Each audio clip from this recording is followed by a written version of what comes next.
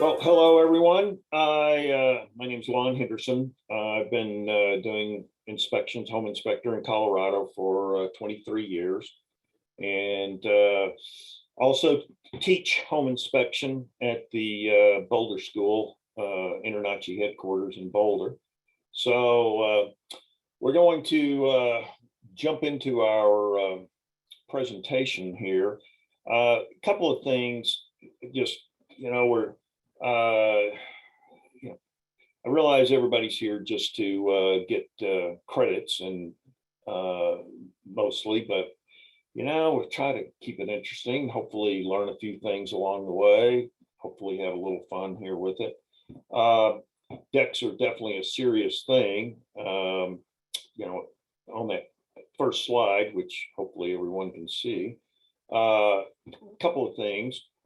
InterNACHI estimates that there are about 45 million decks, and based on statistics available in other places, about 40% of them are considered completely safe. About 90% of deck collapses occur as a result of just pulling away from the house.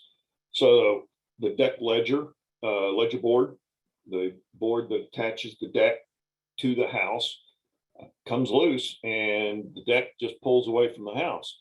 If the deck's 2 feet off the ground, not too big a deal, just a little excitement. When it's 10 feet off the ground, then you can have a different outcome. So for us as home inspectors, if there's any part of a deck inspection you want to get right, it's that deck, that ledger board attachment to the house. It is arguably the single biggest deal with decks and our inspection. Just over and over and over, every time you hear a story about somebody getting badly hurt or killed with something going wrong with the deck, every time it's, oh, the deck came loose from the house. Had some in Brazil, was it last year, 15 people killed or something, and deck collapse. And just it happens a lot everywhere, and a lot of it, of course, is in the United States. You can see at the bottom of that slide, Consumer Product Safety Commission estimates that more than 6,000 people are injured each year in incidents involving structural failure of a deck. That's crazy, but then it's a country of 330 million people, so I guess it's not too surprising. Regarding the tools at the top of the, whoops, let me back up here. At the top of the slide here, flashlight, measuring tape, ladder, level, plumb bob, probing tool, hammer. 99% of the time, the only tool I'll use is a probing tool, which is, in my case, my big flathead screwdriver. Occasionally you need a flashlight, particularly a deck that's low to the ground, and so it's pretty dark underneath it. And so I'll use a flashlight there, occasionally a measuring tape. Haven't used too many ladders on decks, but sometimes you have to get the ladder to, particularly a deck that's 10 feet or more off the ground, to get a close look at what's going on with the ledger or some other attachments, maybe the ladder levels, checking for plumb posts or columns or level across the top of the deck. I gotta say, I've never used a plumb bob ever, and I don't go tapping on decks with a hammer at all either. The moisture meter, magnet calculator, yeah, maybe. I've never even, I don't think I've even put my moisture meter on a deck. I can conceive of some circumstances where you would, but usually when you see situations where it's looking wet, you usually have some rock associated with that, and it's the rock that is instantly becomes the biggest concern there in my experience. So, so a couple of things here. About the whoops, back up here. Now I keep hitting the wrong thing. So it says inspect from the bottom. That's great advice. Obviously, sometimes you're walking across the deck just to get to the bottom. But generally, we start at the bottom and look underneath, check ledger board, check attachments, and columns. Look for wood rot, that sort of thing. Kind of should go without saying. But if you see something horrible there, well, pretty much the inspection's over at that point. You take your photos, document it. That goes in your report, and that's your what you're talking about.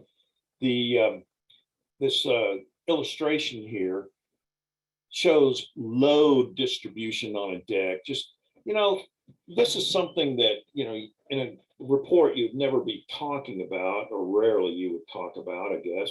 But it's information that I like to say goes into your well of knowledge. Just kind of a fundamental understanding about things that we do in general, but in this case, decks. Understanding some of the dynamics of loads on decks. So the IRC has tables for decks up to 10 pounds per square foot with 40 pounds per square foot of live load. Most decks are a little overbuilt, so they tend to hold more than 40 to 60 pounds of load. And the 2021 IRC made some big changes in the deck portion of it. And so now it shows snow loads up to 70 PSF. So give you a rough idea, at the bottom of that slide, you can see a 40 PSF live load is equivalent to about a 200-pound person standing on every 2.5 by 2 foot area of the deck. So that'd be a fairly crowded deck. And but that's the kind of load that we want the deck to withstand.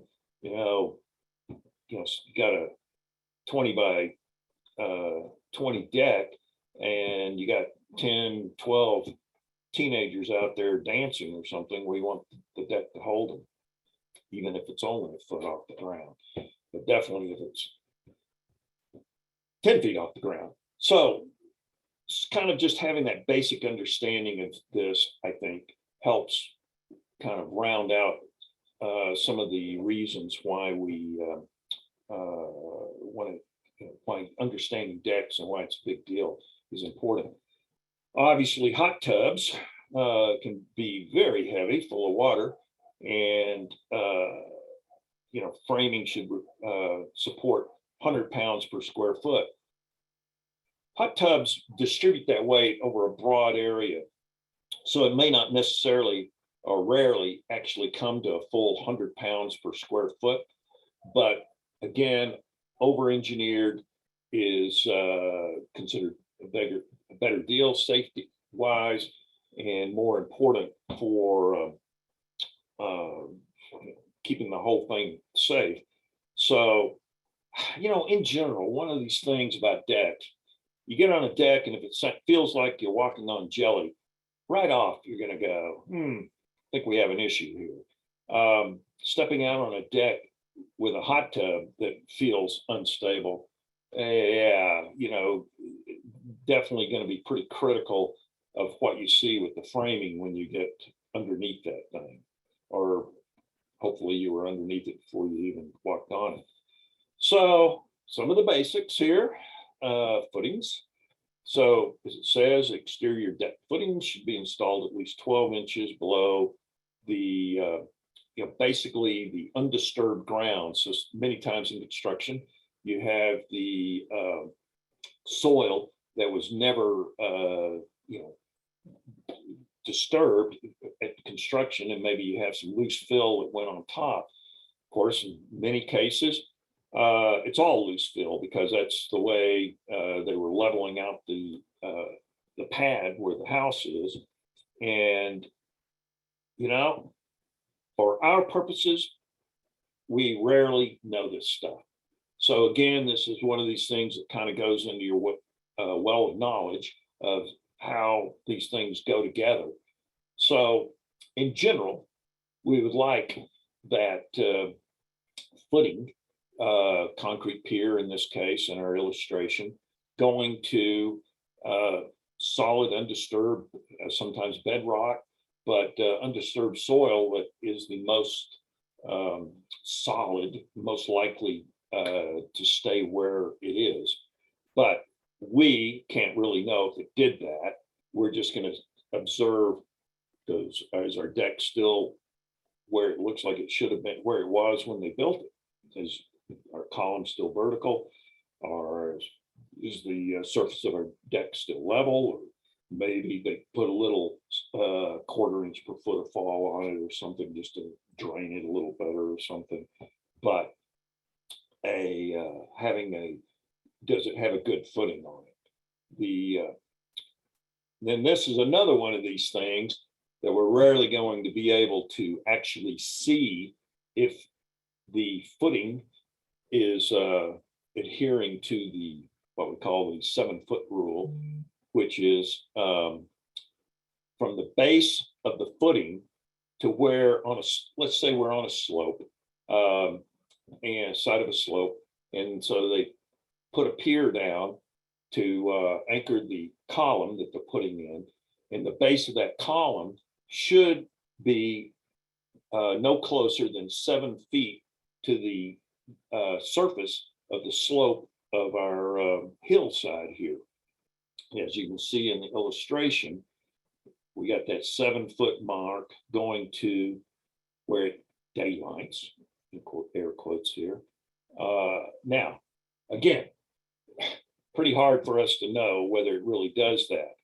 And, sometimes on a really steep hill here, you're looking at that going, well, did they put a 20-foot pier down here to get that 7-foot rule before we get to daylight on the side?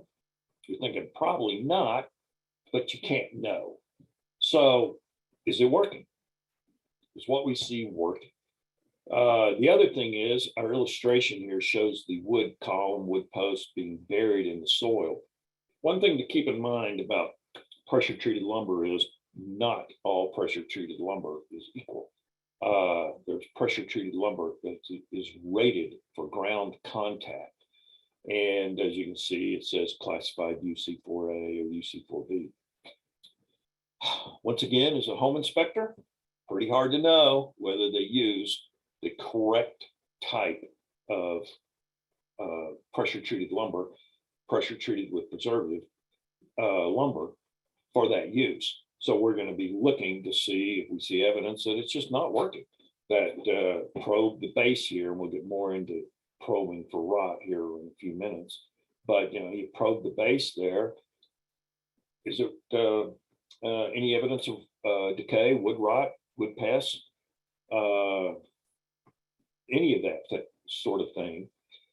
The thing with also, as you know, just having soil to wood contact is a start for getting wood pests, wood rot, all those things started. So even if you, it looks like pressure treated lumber, I would still note in my report that I have earth to wood contact, and this is a condition that should be monitored. My clients just say, you monitor it by, maybe once a year or every other year, you come out here and you just, take a big screwdriver or something and stab around the base of the post here and see if you got something developing there that would weaken the post, the column here.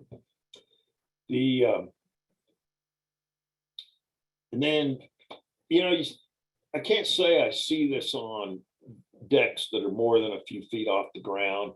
but certainly see it on decks that are low to grade, where they use these little footers here. You buy them at Home Depot, and they just sit on the surface of the ground, have a 4x4 post in them, and typically,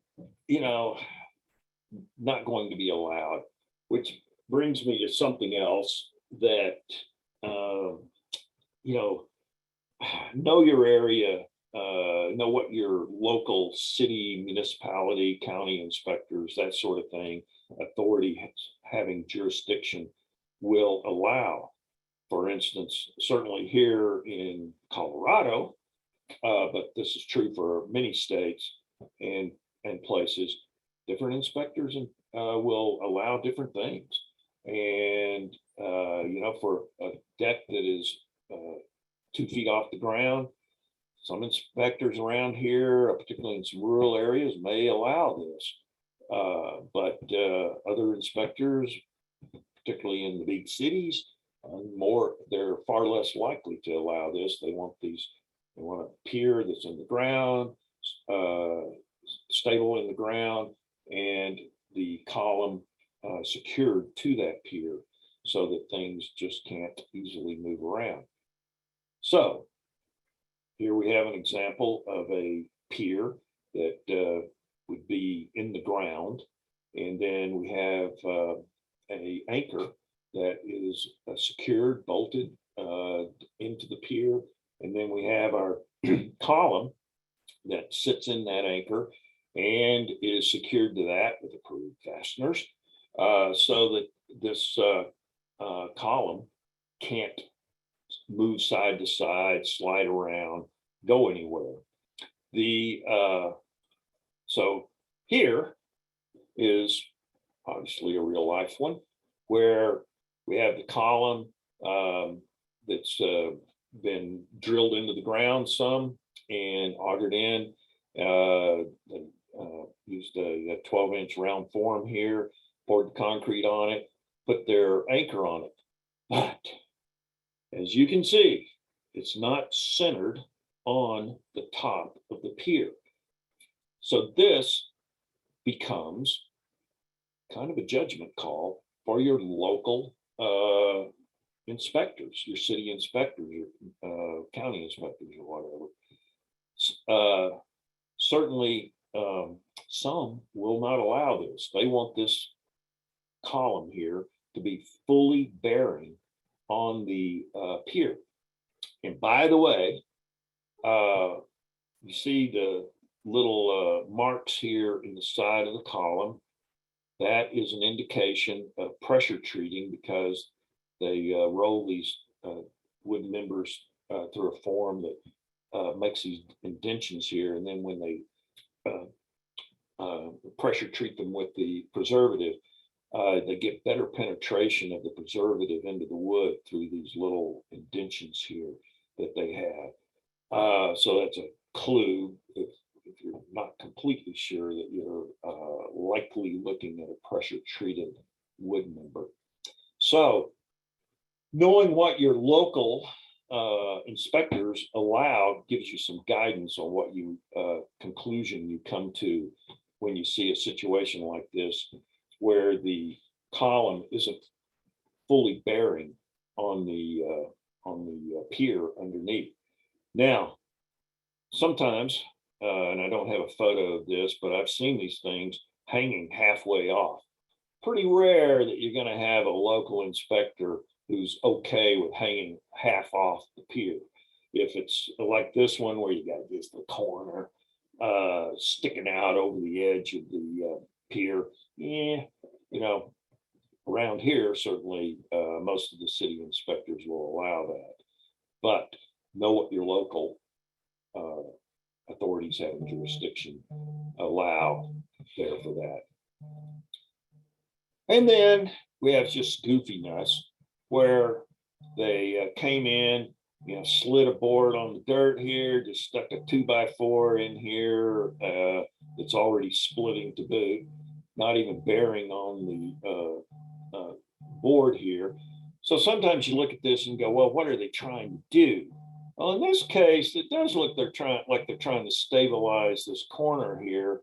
So maybe we have an issue here with this not being a good assembly, shall we say, and something that we would call out. And by the way, over here on the left, you see out of plumb, that rule of thumb is 1 inch out of plumb over an 8-foot height. So you can, do the math on this. If it's 4-foot column, a 1/2 inch out of plumb would be considered unstable or potentially unstable. A 2-foot column that's a 1/4 inch out of plumb would conceivably be considered unstable. So the something like this, it's a call out. Write that one up. Over here, again, they put a pier in, but then they got this goofy sort of, they nailed a 2x4 to another 2x4, and then they broke off at the knot here. And then they added this 1x10 in over here, or 2x10 in over here to, but what are they trying to do? Okay, we got a little bit of a, some sort of girder here, looks like a couple of 2x6s put together, but our bearing wall is right over here. Maybe they're not really, maybe this isn't really doing anything. So you can, sometimes you have a bit of a judgment call on it, that maybe this is some sort of supplemental support that, or temporary support that was never really intended to be the final support. And you, make a call on whether it's really something that is contributing to the load bearing of the deck, or it's just something that, somebody added for some unknown reason that doesn't really materially contribute to the overall stability and function of the deck. But if you determine that it is something that is needed, well, then this is a non-typical or non-standard column. It's not anchored top, or it's not anchored at the bottom for sure. And then in that case, you would definitely call it out. So there's cases where instances like this where you see something that has a do-it-yourselfer look to it, or temporary look to it, or something, and you got these blocks over here that aren't bearing anything. They may be used at time of construction for some purpose, but they're clearly not doing anything, so you don't have anything there. You got debris out here that might be something that attracts termites or wood boring pests. So you might have a call out about something connected with that. But as far as the column itself, determining if you think it's actually got some useful function or not is goes toward deciding if it's something that's a defect that needs to be remedied, or it's just an observation.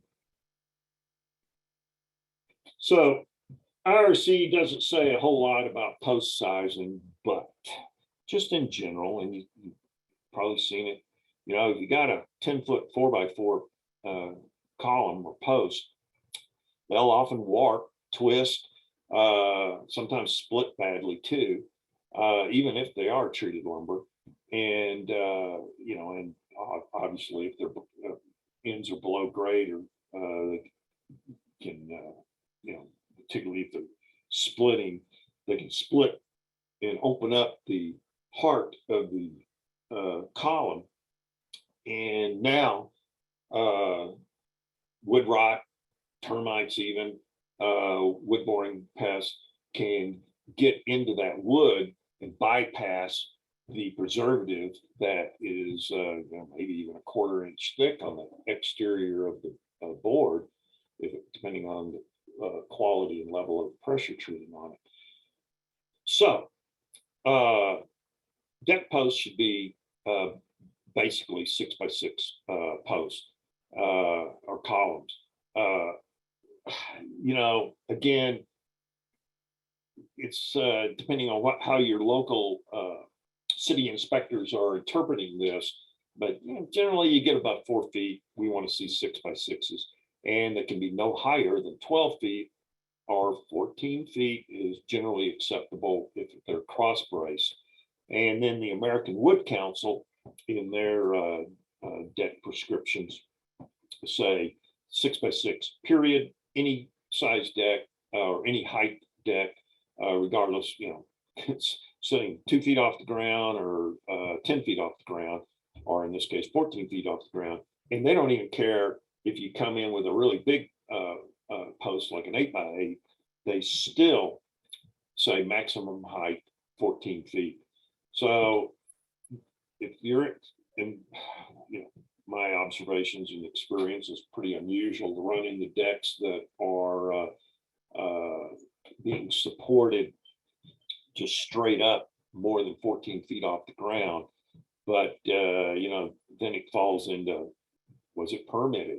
Did the local city inspectors sign off on this? And in some cases, they'll want to see steel columns out here or something if it's over 14 feet. So now, hey, Lon. Yes. Can I interrupt you real fast? Sure can. I've got 2 questions I'd like to make sure we're addressed. You bet. The first one from Martin Betts is, how deep do the piers need to be? Well, again, it kind of depends on where your solid soil is, but typically at least 12 inches below grade, but typically 12 inches into that stable soil or to bedrock. So it depends on the situation, on what you're looking at. If you got 5 feet of loose fill down to stable soil, engineer, if this is a permitted deck, the engineer may well say, you know what, I want to drill down to the stable soil or the bedrock down there, particularly for a really big deck. So it's individual, so to speak. Okay. Another question. If the pier footing is below grade area, are we required to dig down to see depth? No, you are not. No. Great question.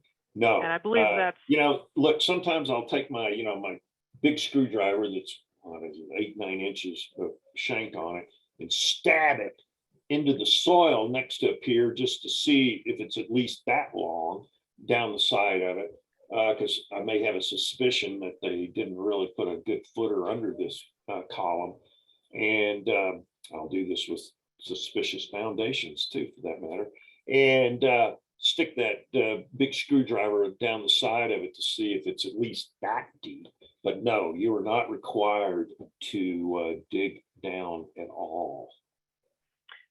So then someone is then asking, if you're not required to dig, is there any sort of standard procedure to assume, to confirm that there's 12 inches solid down there? There's nothing to confirm it.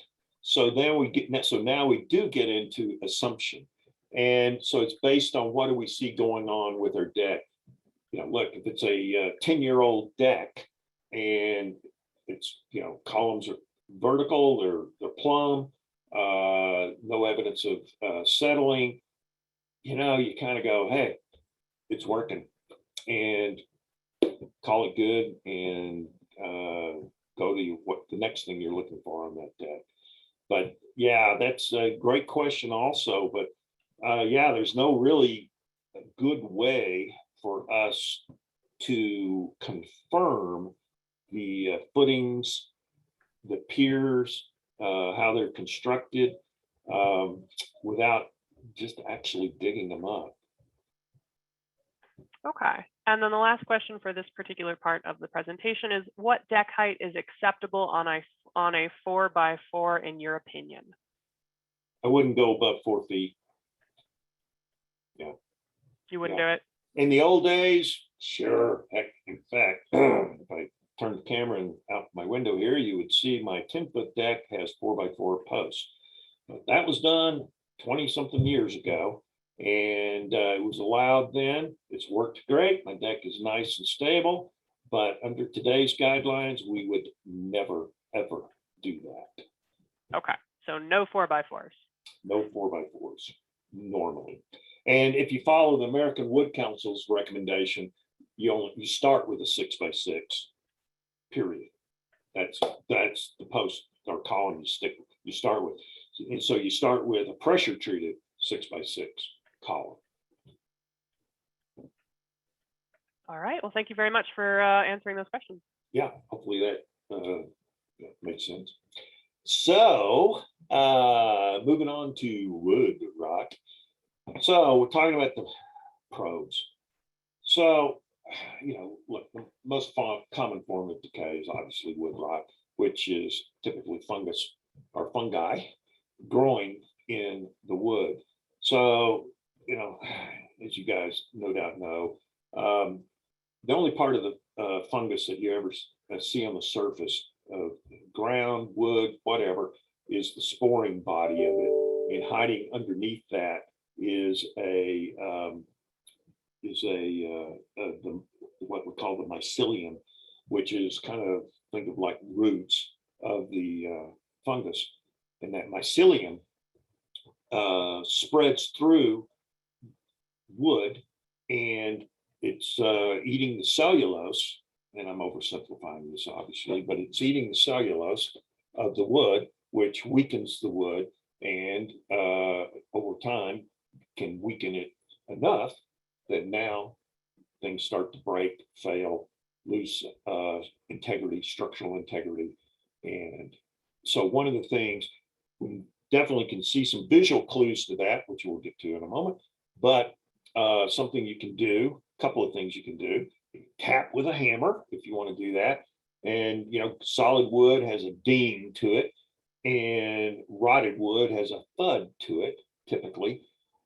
Personally, I like next to never do that. I like using a probe, and so far in 23 years of doing this, poking holes in a lot of rotted wood, I've never had anyone call me up and go, "You poked a hole in my rotted wood." So, and if I ever get that call, I'll say, "Yeah, I found some rotted wood, it needs to be fixed." But I take my big screwdriver and stab suspicious places, and sometimes in places that I'm just not sure of, just hitting them, not hard enough to try to drive it into solid wood, but certainly firm enough that if it's rotted, I'm going to easily dig that into that big flathead screwdriver into it. So here in our illustrations, we see a couple of, it shows it splitting it there, but he's kind of using a different type of probe. And I never stabbed with a probe and split the wood like that. So I'm not big, personally, I'm not a big fan of this individual illustration here. If I was making this illustration, we'd see more of the probe just making a tiny little dent in the solid wood. And then when it goes into rotted wood, it just sticks into it. Our illustration here on the right, where we probe around the base of any wood that's down in the dirt kind of thing, you stab along there and just see if it's solid. And if you find some wood rot or pest invasion, your probe, in my case screwdriver, typically buries up in it. Here you go, there's my screwdriver. And so this is obviously a wood plank. It's been finished with maybe paint, but I think it was a deck finishing material. Had several layers of it apparently, because you can see where one layer is peeled off. But interestingly about this is it's really common to get wood rot on these end boards, because that where the screws go in or nails go in, it kind of looks like a drywall screw right there, doesn't it? Which would not be allowed, but that's a separate conversation for later. And then they have a nail gun nail here, because you can see the little indentation on it from the clip on the nail gun.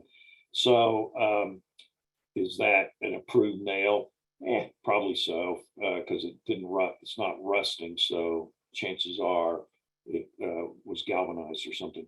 But these create openings in the surface of the plank and makes a great place for water to catch in there, and then for fungus to get started growing and start rotting out that end there. So this is a very common little area of wood rot that we see over and over. And then looking down here onto the joist, see that little white there? High likelihood that's the sporing bodies of some fungus that's in the joist underneath there. So another example here, you can see how this cross piece here, it's got a little warping there that's sort of almost like a roll in the surface of it. That's a, ding, ding, ding, a clue that maybe we're looking at some wood rot there. Sure enough, my screwdriver just disappears into that board, like pushing it into styrofoam. So but the clue that I was going to see that was that roll in the surface of the board here that, hey, it didn't come out of the mill that way. So that the wood rot underneath there has swollen that up. New paint's hiding a lot of stuff here. We'll have more conversations about attachments, but that one probably is not going to be an approved attachment either. And then look down here. We have some mushrooms sticking out on the bottom. Woohoo! So our ledger board here now is rot there. And now we have some mushrooms sticking out here. You start putting these two clues together, and it doesn't take, it's a short run to, oh, we got a rotted ledger board here. Nail pop there and stuff. So some other more discussions about nailing things in a minute. So back to that little white that we saw in the earlier slide. So early stage wood rot, this is very common, where you just have that, it almost looked like somebody kind of splashed some sort of goofy paint on there or something. And if you probe this, it's often pretty solid. It's not like styrofoam at all here. But that white is telling us we have fungus growing in there. This is starting to, these are the sporing bodies on the surface of the wood. Over here, that green is almost certainly algae. Algae is not really considered destructive to wood, but it does tell us that the wood's wet enough that it can promote algae growing on it.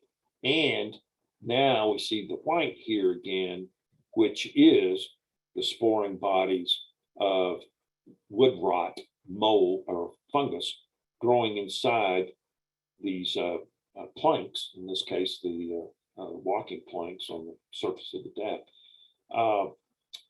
So, and again, hit this with a probe, not much happens, it's not rotted out.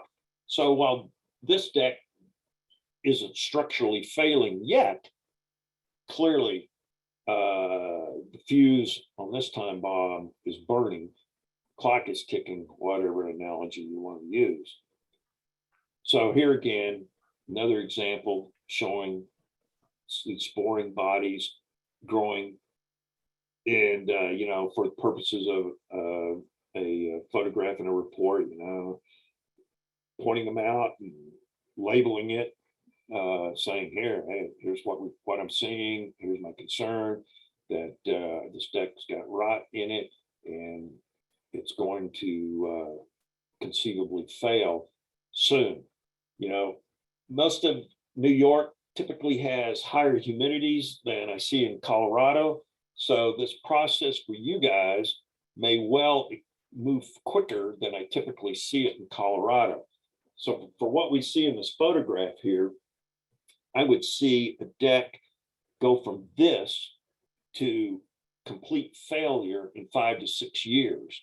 That clock may be much shorter for you guys, since you tend to have a higher humidity than we see here in Colorado. So having some familiarity with this sort of thing, whether you talk to, if you haven't already, seen in your own experience what it is, talk to some contractors who work with this and get some feel from them on it too, on how that works. So here again, got the sporing bodies, got a little algae growing in there too on that. You know, we talked about earlier moisture meter. You know, yeah, if I put a moisture meter on this or the previous slide or the this one right here, you know, man, I'm going to pin the moisture meter, but I don't even have to do that. I already have my issues with what I can see here with the fungus growing in it. So I don't need to put a moisture meter on it, but you can do that if you like, just for, you know, I don't know, extra information, your own information or whatever. So here we're seeing it moving down the truss, the joist in this case. And, you know, I don't know that I have a photograph of me stabbing this one, but chances I don't even have to stick my probe into this particular board to go, okay, now we got some wood rot that has moved considerably past our earlier slides, and we're in mid-stage rot here. Now it's time to start getting the bids for doing some repairs on these decks. And by the way, depending on how the deck's put together, but frequently, you know, if you just got a couple of rotted boards like this, rotted joists, guy can come in, a deck guy, contractor can come in and get these out and slide in some new ones without tearing the whole deck off. Ledger board replacement, different story. Our earlier slide with the ledger board showing rot, yeah, rotted ledger board, that's a big problem. That is nearly always a tear off in a big job. So here you go. So now from that white looking like splashed on paint sort of thing, now we see what it turns into after a couple of years. That white thin sporing body now has depth to it and texture to it, as now they're starting to grow thicker and become more recognizable as sort of that traditional wood rot look. And so here, this is the kind of thing you hit that with your probe, and almost certainly you're going to go in to the wood in these thicker, nastier little areas here. So certainly that's old paint hanging down here. Somebody painted it in the past and paint's peeling off. So that's, you know, just a cosmetic observation. Here's our concern with the wood rot here, telling us once again, yeah, the end is in sight now. Here you go.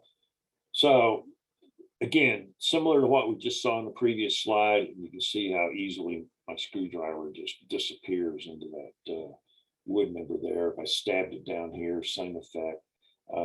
This is, you know, time for some repair here. Back on top, we see now from our first slide where we just had a little end damage on the butt joints of these planks. Now we see it spreading through the plank and literally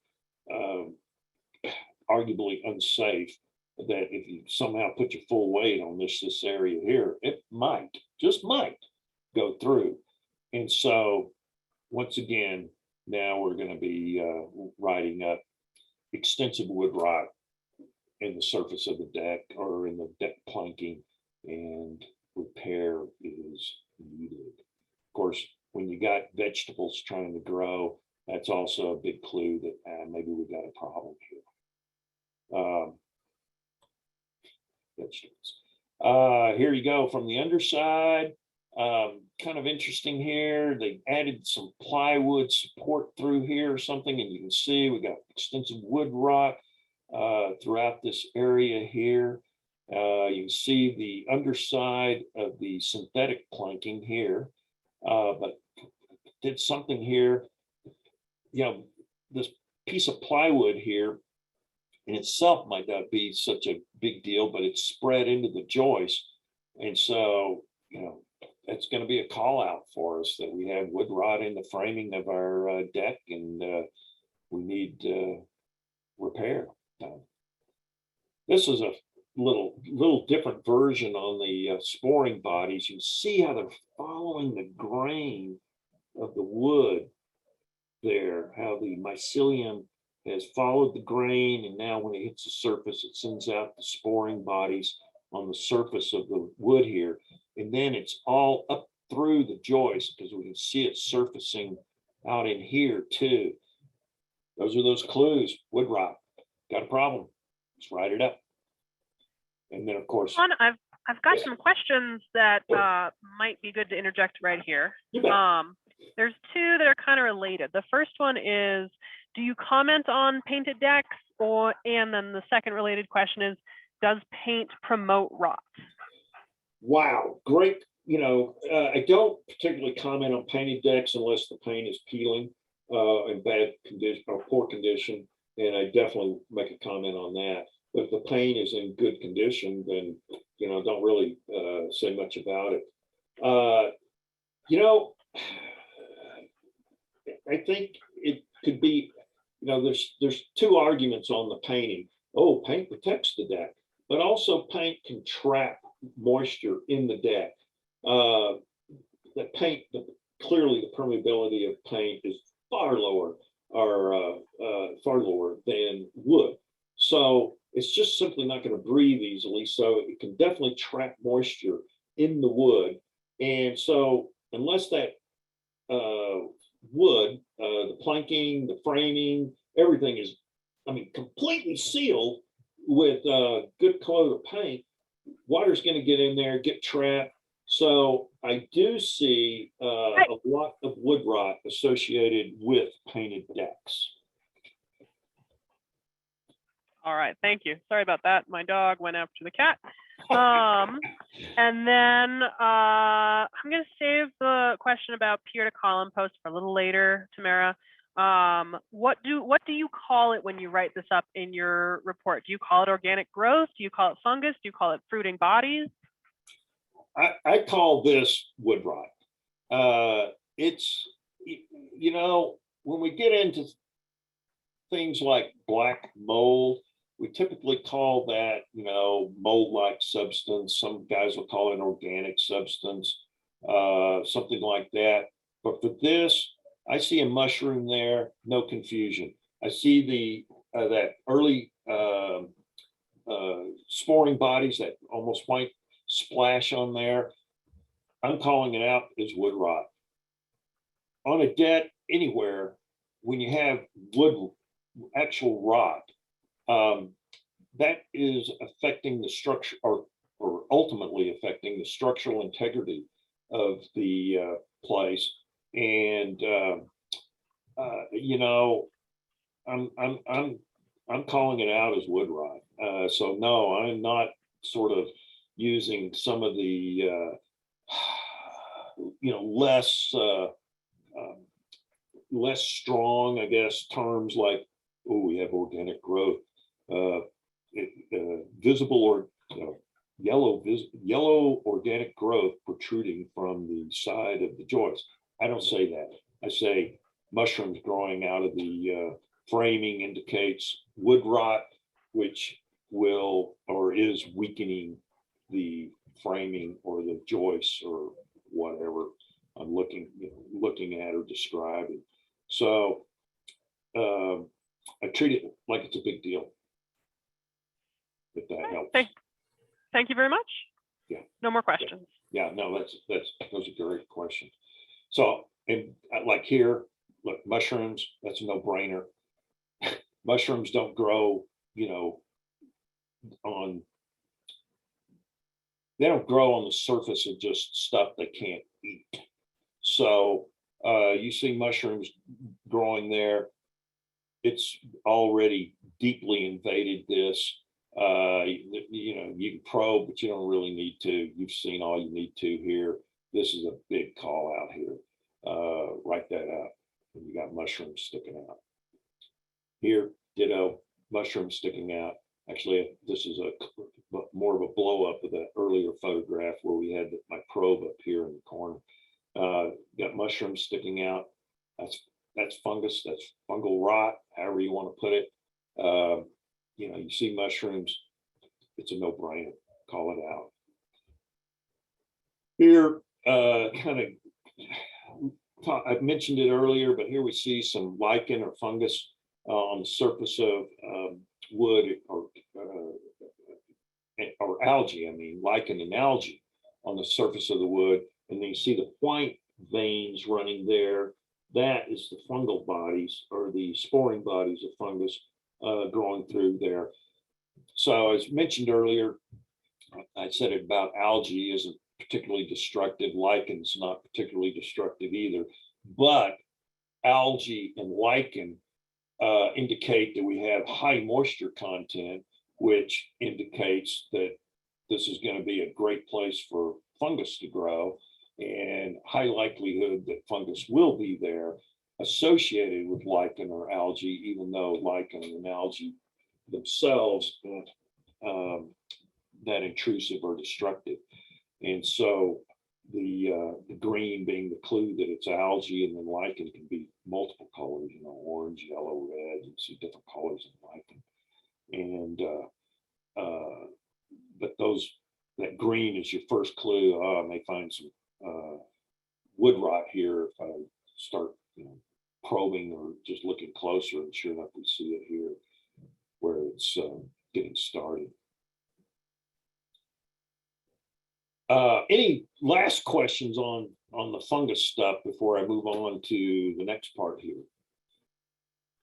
We don't have any more unless anyone wants to type it up in the Q&A box right now. I'll be watching for it.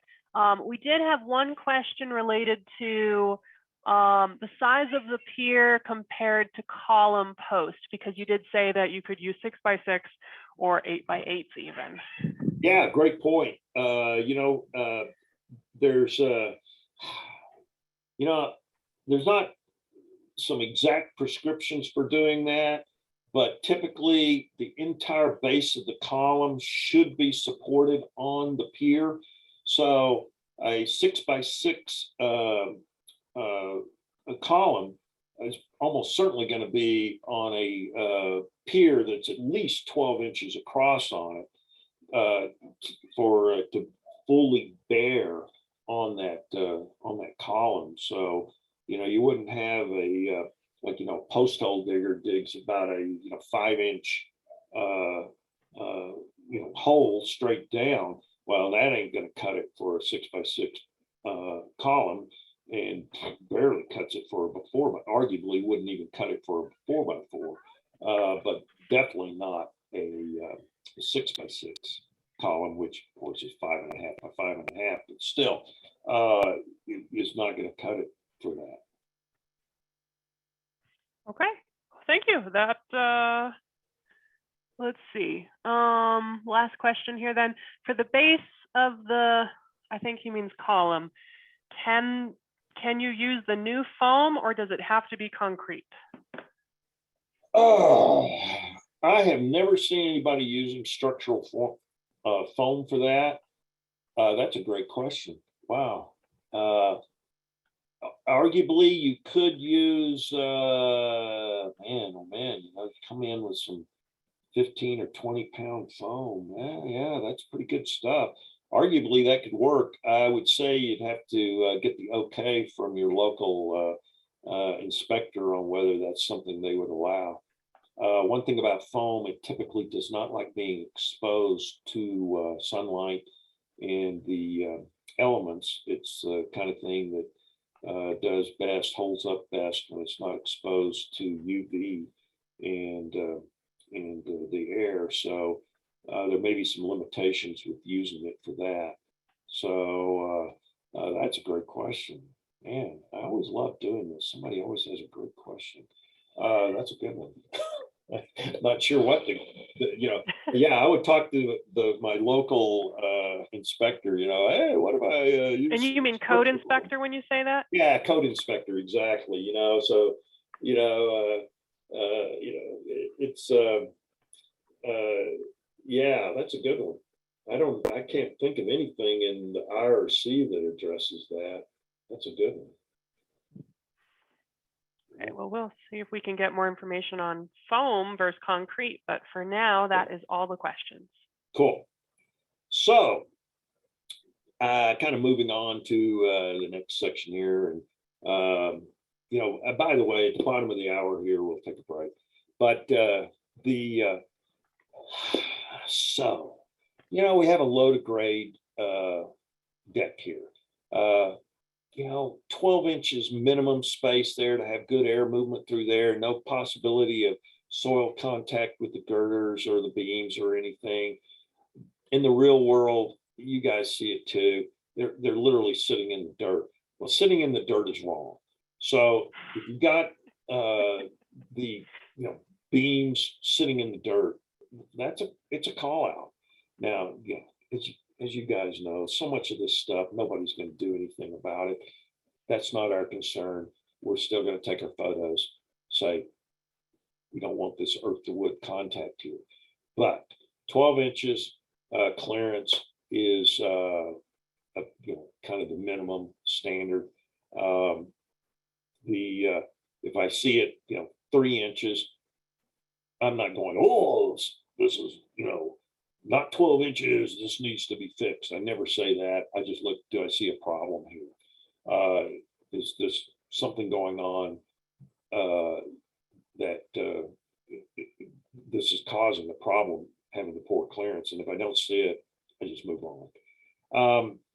In this illustration, so it shows a column down in the soil. I see a lot of that where our wood columns are buried in the soil. And I probe them, sometimes even dig, an inch or two down with into my screwdriver, and I only mean an inch or two, just to see if I got some wood rot going there in addition to just probing it.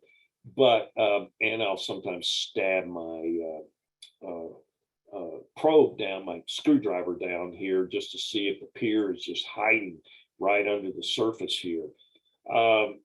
I don't like to see columns sitting in the dirt, even if they are pressure treated. That's just begging for trouble to start.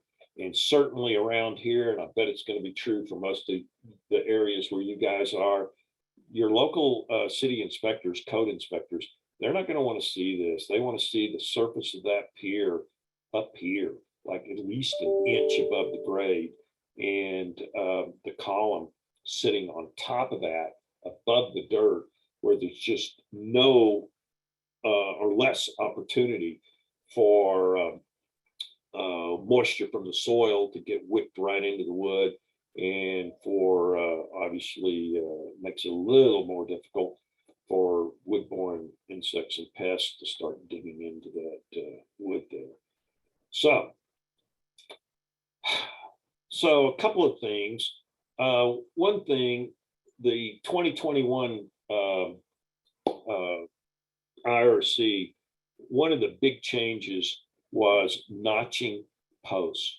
And under no circumstances can a 4x4 column be notched any longer in the 2021 IRC. Guys, you all know, guys and gals, you all know we're not code inspectors, but obviously so much of what we do overlaps with what code is. So at least having some knowledge of what code is saying, particularly with big things, is something that is just part of what we do, even if we don't directly reference code.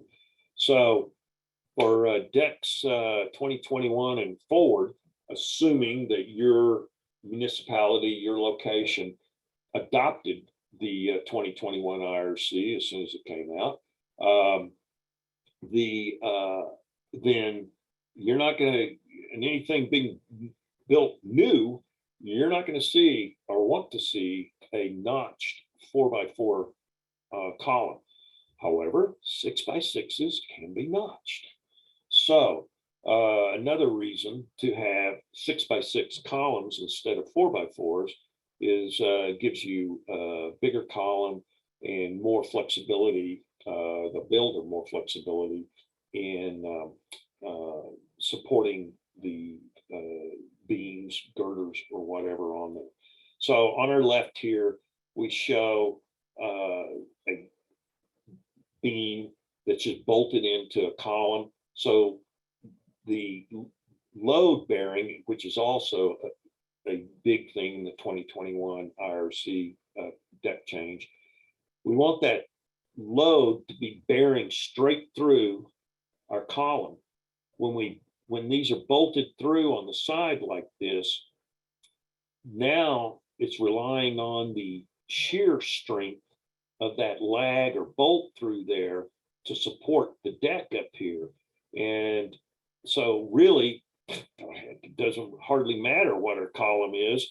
It matters how strong our lags are here and how well our wood beam here is stable on the end. Is it going to split out or something? This is something that even in the past was poor practice, and after 2021, strictly not allowed. I see this on older decks constantly, and it's just, is it working or not? If it is, I'll write it up as not constructed the best practice, but functioning. Sometimes depending on exactly what it is, I like the term performing but not conforming. Things like that with decks, we actually say a lot. Over here, we have our 6x6 column notched to bear to take the beam in, and then lagged in or bolted through with 1/2-inch bolts with washers. And so this would be like, let's say, a 2x8 or 2x10 beam here, depending on the size of the deck, probably 2x10 minimum for most decks. Bearing here on the notch, so our load goes straight through the column here. So this is the kind of thing that now going forward with the code changes on newer decks we're looking at, this is something we'll be looking for to make sure they did this correctly. And over here in our actual photograph, and by the way, this is a deck that was built this year. Beautiful. They did it like they were supposed to here. And now instead of using bolts, they used approved brackets to secure our beam here, or rim joist in this case, our rim joist into the 6x6 column here. And this was a permitted deck, by the way. So instead of the bolts, we're still using brackets approved and securing this together. So this is a nicely put together with our load going straight through the column. A nice job here on that column and rim joist there. Here, not so good. Several things wrong. First of all, back to what we were talking about, we're relying on the shear strength of these bolts here. Then they countersunk them, so they're not even using the full thickness of our joist here for support. So countersunk, holding, bearing the shear strength, and you can see how our load has to go through our bolt, then get to the column and go through. It's offset under the new guidelines. They don't want to see that. They want that load to go straight through. So in this case, they should have sandwiched this in to the corner here, bolting through on all sides, and getting their load bearing distributed over more steel, so to speak, and never countersinking their lags or bolts into this. So this was never a best practice and wouldn't be allowed under today's code. So again, sitting on top is ideal. And then in this case, on our diagram illustration on the right here, so we have joists or beams that are breaking in between our supports here, and of course, the illustration doesn't really show properly supporting the supports, but that's not the part we're looking at here. This is the part we're looking at here. Most of the time, we want our columns underneath this break here, or this where we are overlapping these together. However, understand that if the overlap is broad enough here, it can still be allowed, but that typically takes an engineer to prescribe that overlap as and the amount of fasteners and the type of fastener, putting it together so that the overlap, if the overlap is not going to be bearing directly on a column there. So butt joints, as it says, typically must be bearing on posts, but they can be engineered to do this out in space. But so for us as inspectors, how do we know it was done with an engineer? Well, first of all, you can nearly bet it wasn't. So, because that's just not the way decks are typically put together. So now is it working? If we see this, starting to displace through here, getting some, pivoting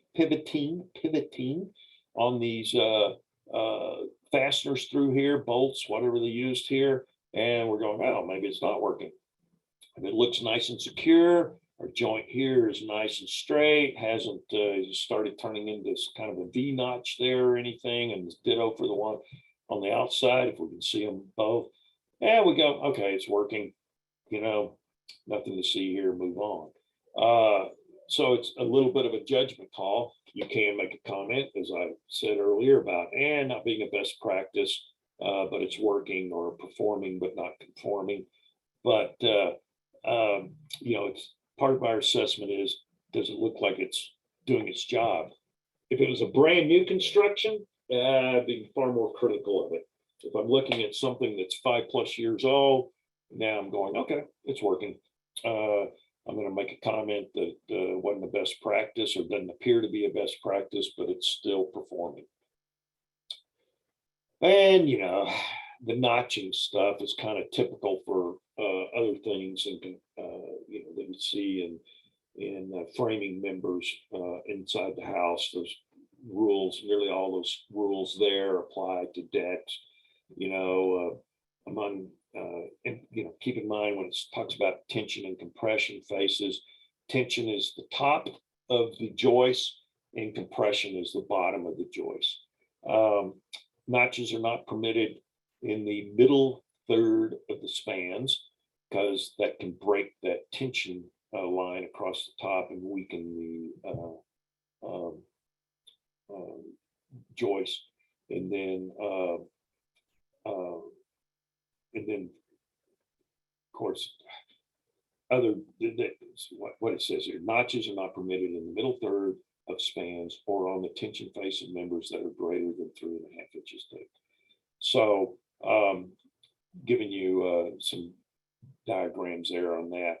In general, if you see notches anywhere out in the middle third, it better be a pretty shallow notch, but typically you're just going to call out notches in general. Again, a little more about notches here, another diagram. So end notches are really popular, generally speaking, because they're trying to fit it onto a joist, or the beam, or or something that they're supporting out on the edge, something like that. Notches there typically don't contribute to the overall weakness of the joist. So in notches rarely give us concerns unless they're really deep. So they typically should not be more than 1/4 of the depth of our, 2x6. We'd be talking, no more than 1.5 inches deep on that notch, for instance. And once again, no notches in the middle third.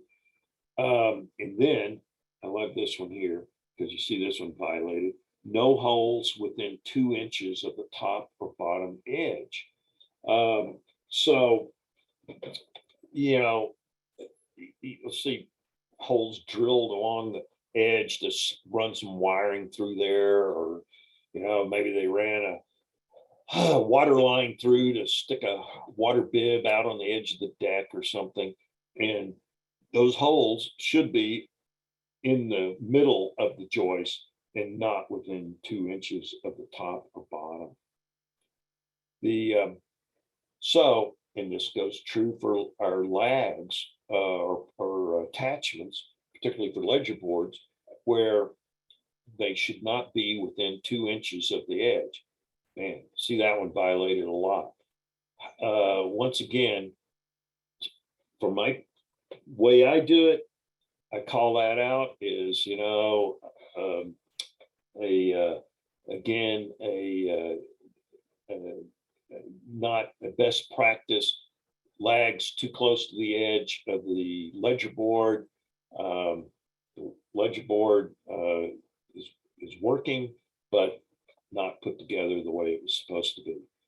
So prior to 2021, you see here, the old rule of thumb roughly was on center spacing of ledger fasteners in inches, 100 divided by joist length in feet. So, let's say we have a 12-foot joist, divide that into 100. We need 8 1/2 inch lag screws or bolts in that 12-inch, it says joist, but ledger more aptly. And typically we stagger them instead of putting them in a straight line, which is not considered best practice either. But under the new 2021 IRC, they literally give us a graph, a table there that tells us now how to exactly do this. It's kind of interesting. Look at this. For 1/2 inch lag screws, it's a different number or a spacing distance than it is bolts.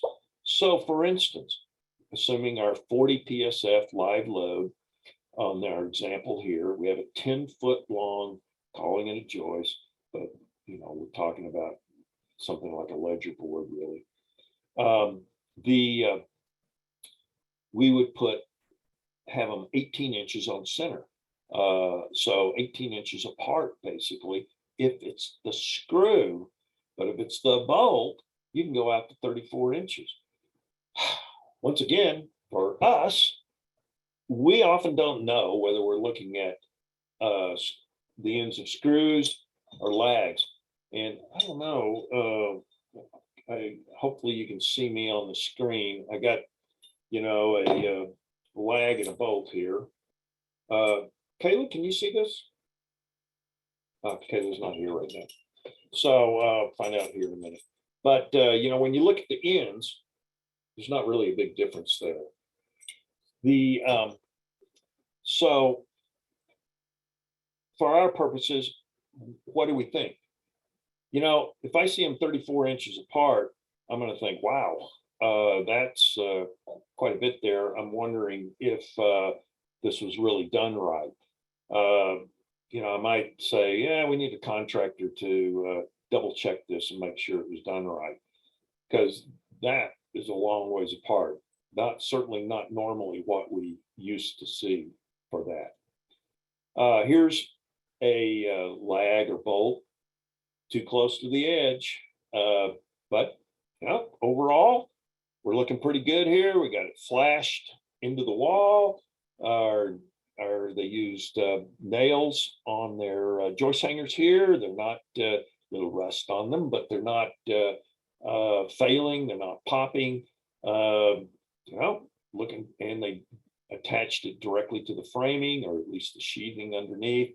Got a little gap there on that one that we might, if we're being hypercritical, we could comment on the joist isn't sitting in the bottom of the joist hangers. They typically shim that as a easy fix with steel shims, but not really a whole lot to really get too excited about on our installation here, even though they have this closer than 2 inches to the edge. So I'm gonna make a comment that it's not the best practice. The ledger board attachments are too close to the edge, but it's working. Here, a little much better here. We're about almost exactly 2 inches from the edge. They got the washers on, so we're looking pretty good here. It's not sitting on top of the siding, so it's looking pretty good. Over here, we have a different attachment. So, the prescriptions in the IRC are for 1/2 inch lags and screws, but then they have a provision that talks about um, attachment fasteners that are approved by the manufacturer. And so here we see one. I think this is a strong tie. I can't remember for sure. And you see the little embossments on the end here, indicating that it's not just a regular, some kind of 1/4 inch screw or something. They did break the surface of the ledger or the wood in this case on the ledger board. They broke the surface with it, which not supposed to do that. It's supposed to be just sitting flush on the surface. So now it's a little bit embedded in the wood.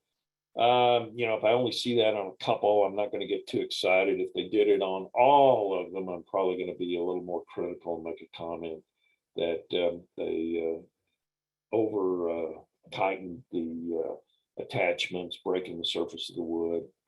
And if it looks like it's still secured and working, I'll probably say that, but not a best practice to break through on it.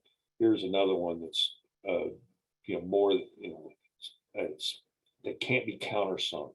And while this is not a true, this isn't a countersunk either. It's just screwed in way too tight and broke through the surface here and really just buried up. You can't do that. It must be flush on the surface. Again, it's just one or two on a ledger. I'm not too excited about it, but if it's all of them, again, going to be more critical of that. And then here, wow, almost, but not quite. The nuts have to be fully threaded on the ends of these bolts sticking through. So they put some bolts in, they're the right size, they're 1/2 inch, that's all good and promising. But oops, they didn't have enough of the bolts sticking through to fully thread the nut on. So, and this was every single attachment on this ledger.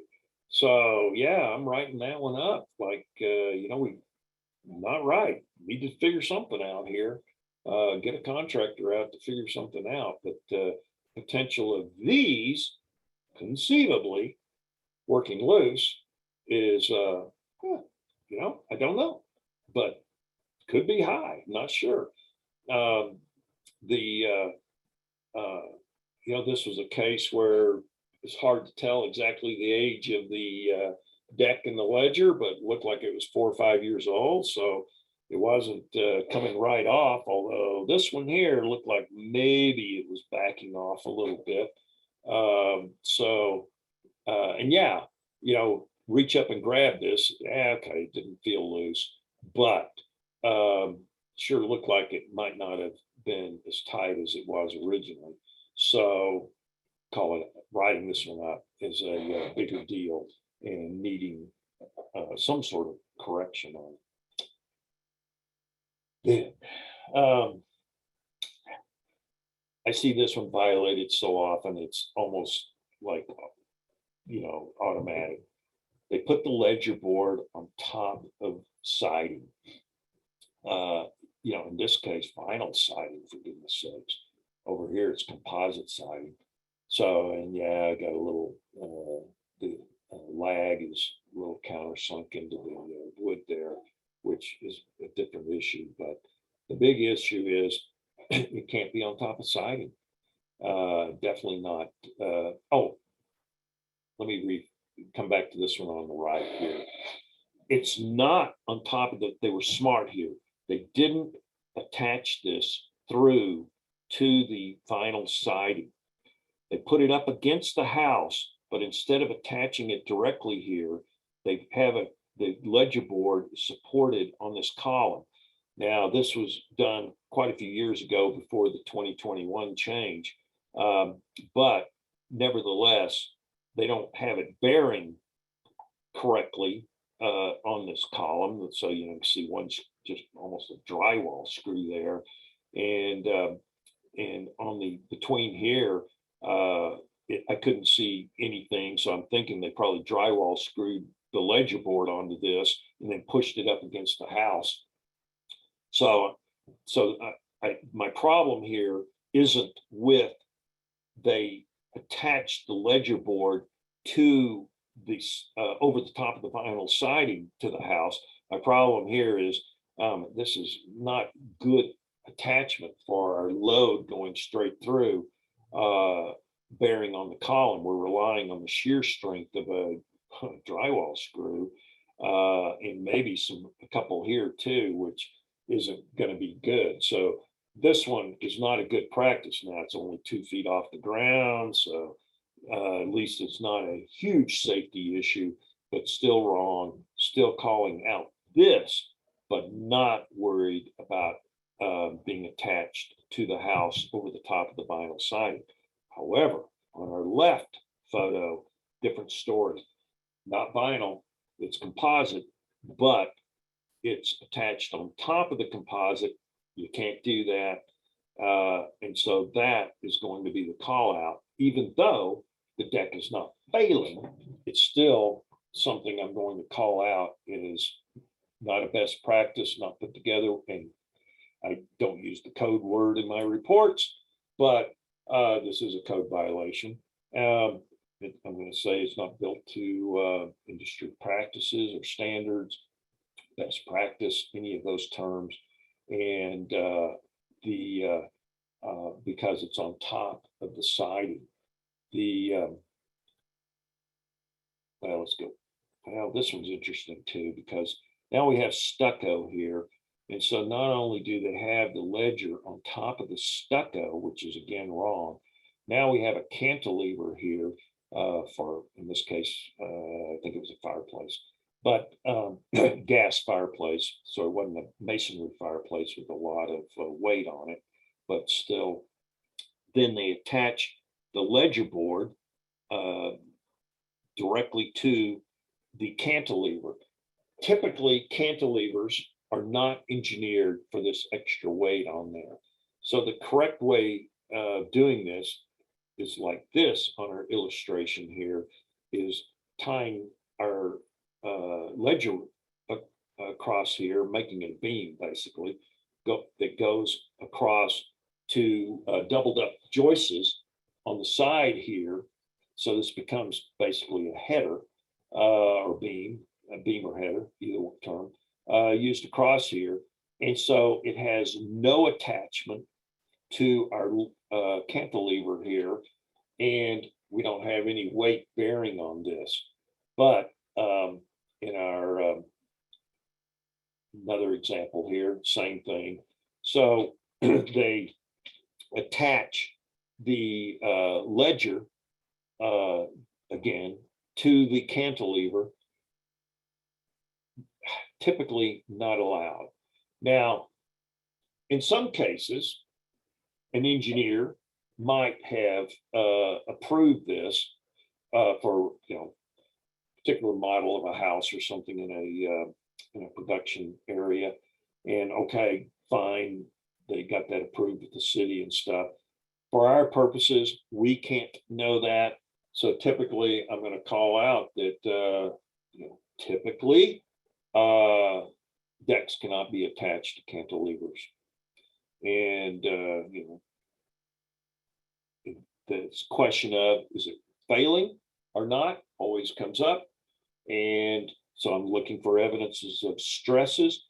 Don't see it here, but I have seen them in some cases where you can clearly see that the weight of the deck on the ledge on the cantilever is starting to pull down on the cantilever, and is and maybe you have cracked drywall even on the inside of the house, showing some of the stresses from the leverage of the cantilever being pulled down and then trying to lever up on the inside of the house and causing some issues.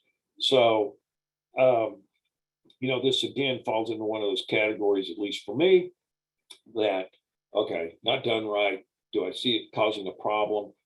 Obviously, one of the issues with this is that with no load on the deck, maybe it doesn't cause a problem. If you have people out here partying on the deck, and maybe it starts to cause a problem. Big snow loads up here, adding a lot of weight to it, conceivably might. And somebody trying to put a hot tub out on this might also be an issue. So in any event, still done incorrectly. They did flash it, so give them some kudos for that. They put their ledger over here directly to the framing, or at least the sheathing underneath, so good there. So we had a couple of things wrong, good over here, but wrong with the cantilever attachment. So yeah, go ahead, hit me with some questions here. All right, so I'm going to infer, because there's not a lot of information on this, but when something happens and the ICC code changes and you find something that's functional but not working, would you consider that grandfathered in? Yes. Yeah. Okay. If it was code at any time, and man, so many things in our business are like this. If it was code in the past, then it's grandfathered in. The only exception, and I'm trying to think here on something that would be one of those exceptions, it's probably in something in electrical, is something that code thought was okay, and now we found out that's not safe anymore. But man, I'm having trouble coming up with something that would be an illustration of that. But in general, yes, things are not required to be brought to current code unless some major work is done to it. So, for instance, about 7-8 years ago, I had sufficient wood rot in my own deck that I needed to replace it, and in replacing it now, it would have to be brought to current code for that replacement. So, but just going in and replacing a rotted joist isn't a major replacement. But if you got to, replace the ledger board, that's typically taking the whole deck off. And now the new code, again, depending on, your own city inspectors, but most places are going to say, okay, now we're going to kick in the new code on you since you're doing a major replacement or remodel to it. Okay, fantastic. And on the image where you showed the deck was not attached to the siding, but they had slid a board between the siding, is that what was considered a freestanding deck? Yeah, that is a freestanding deck, exactly. Okay. Is it acceptable to attach the lag bolts through hard coat stucco? No. No, Never. Easy. All right. Never. Yeah. Never, everyone, never. Even if you somehow flash it in, you still cannot do that. Okay. And I'm gonna again infer a little bit, because the question just says, would a bracket under the beam qualify, I'm assuming, as support?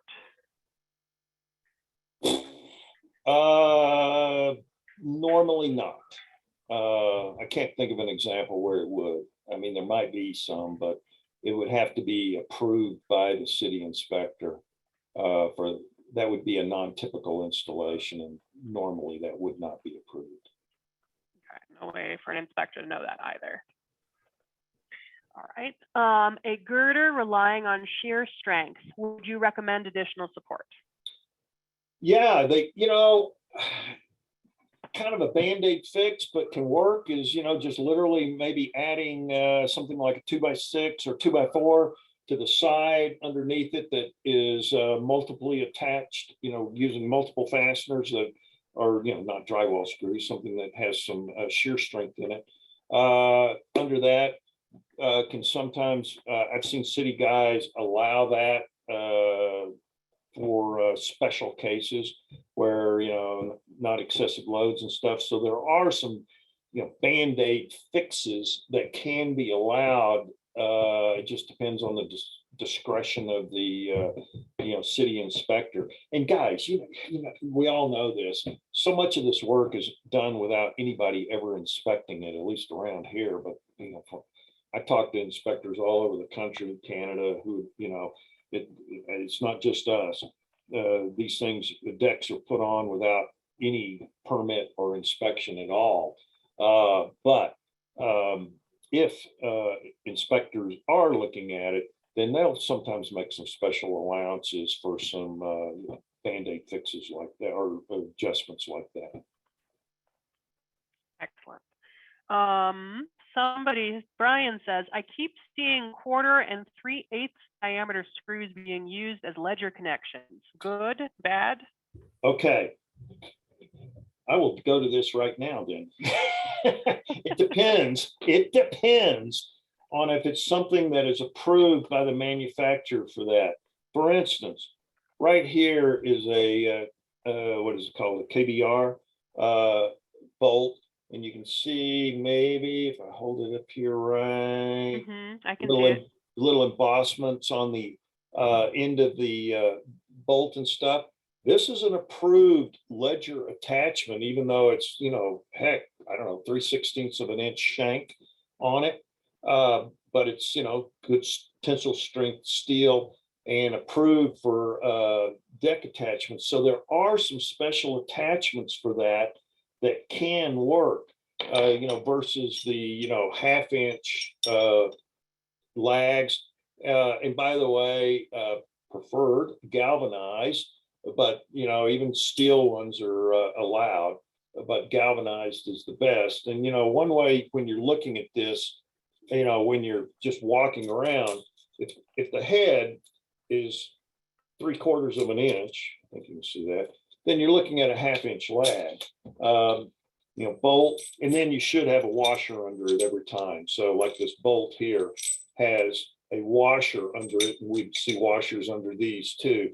So whether it's a bolt or a lag, a head, 1/2-inch diameter, you're going to have that 3/4 inch hex head on the top of it.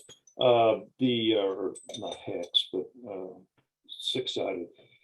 If you see something like that with in some of our photos we did with that little 3/8 inch head on it, you're not looking at a 1/2 inch, just simple as that, and typically not approved.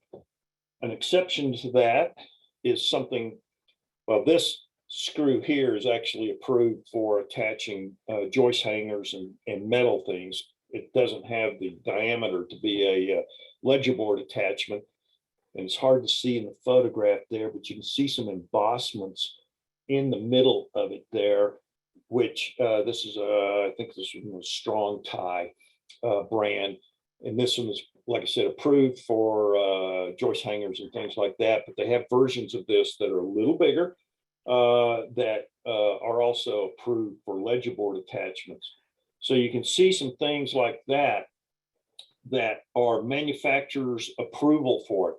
For us as home inspectors, there's a lot of brands out there, and it's hard to know them all. So sometimes you're not quite sure it's truly something approved. And, I think it's okay to write up that, unable to confirm that the fasteners used are approved for this use. Sometimes I'll take, as good a photograph as I can of the heads and things, and then literally try to, Google it up, so to speak, to see if it's something I can figure out is approved. Along that same line, I've mentioned drywall screws. you know, man, you see that bugle head on a screw with the Phillips head on it. You know, man, there are some of these that may be approved for attachments, usually not ledger board attachments, but some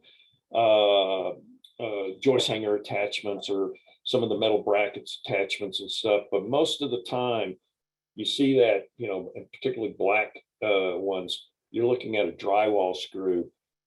I mean, the name drywall screw is your first clue that it's probably not for this use. And they don't have any shear strength. They're just not approved for this at all. See that done constantly. These would be wrong. Another, I think this is KBR too. Another one here, and you can see maybe in the camera there, got some embossments along the edge, and then you have the torque screw on it. This one is approved for also attaching joist hangers, screwing down the planks, things like that.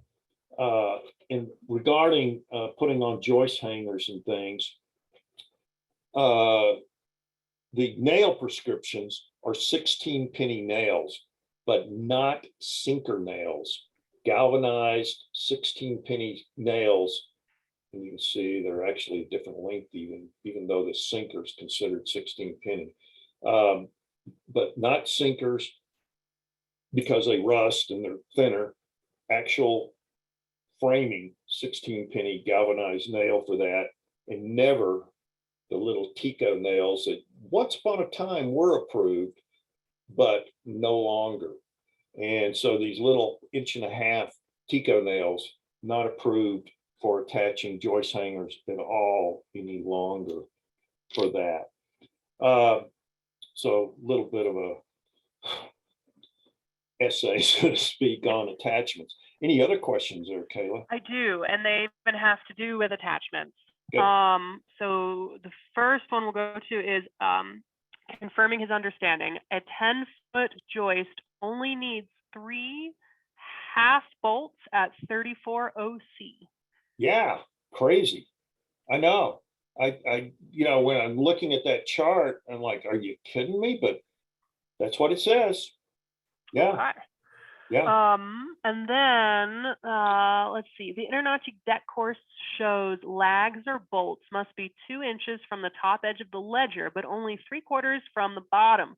Did this change to 2 inches from top and bottom like your slide showed? I honestly didn't catch that the InterNACHI showed that. My understanding is 2 inches from either edge. So I'd have to double check that. I've always used the 2-inch rule, top and bottom. That's a great question. Yeah. I know that you and Lon, you and Ben had been going over some of those things in the course, and it's interesting to see that there's still a lot of difficulty in agreements, even when you're looking at code books, even when you're looking at standards of practice.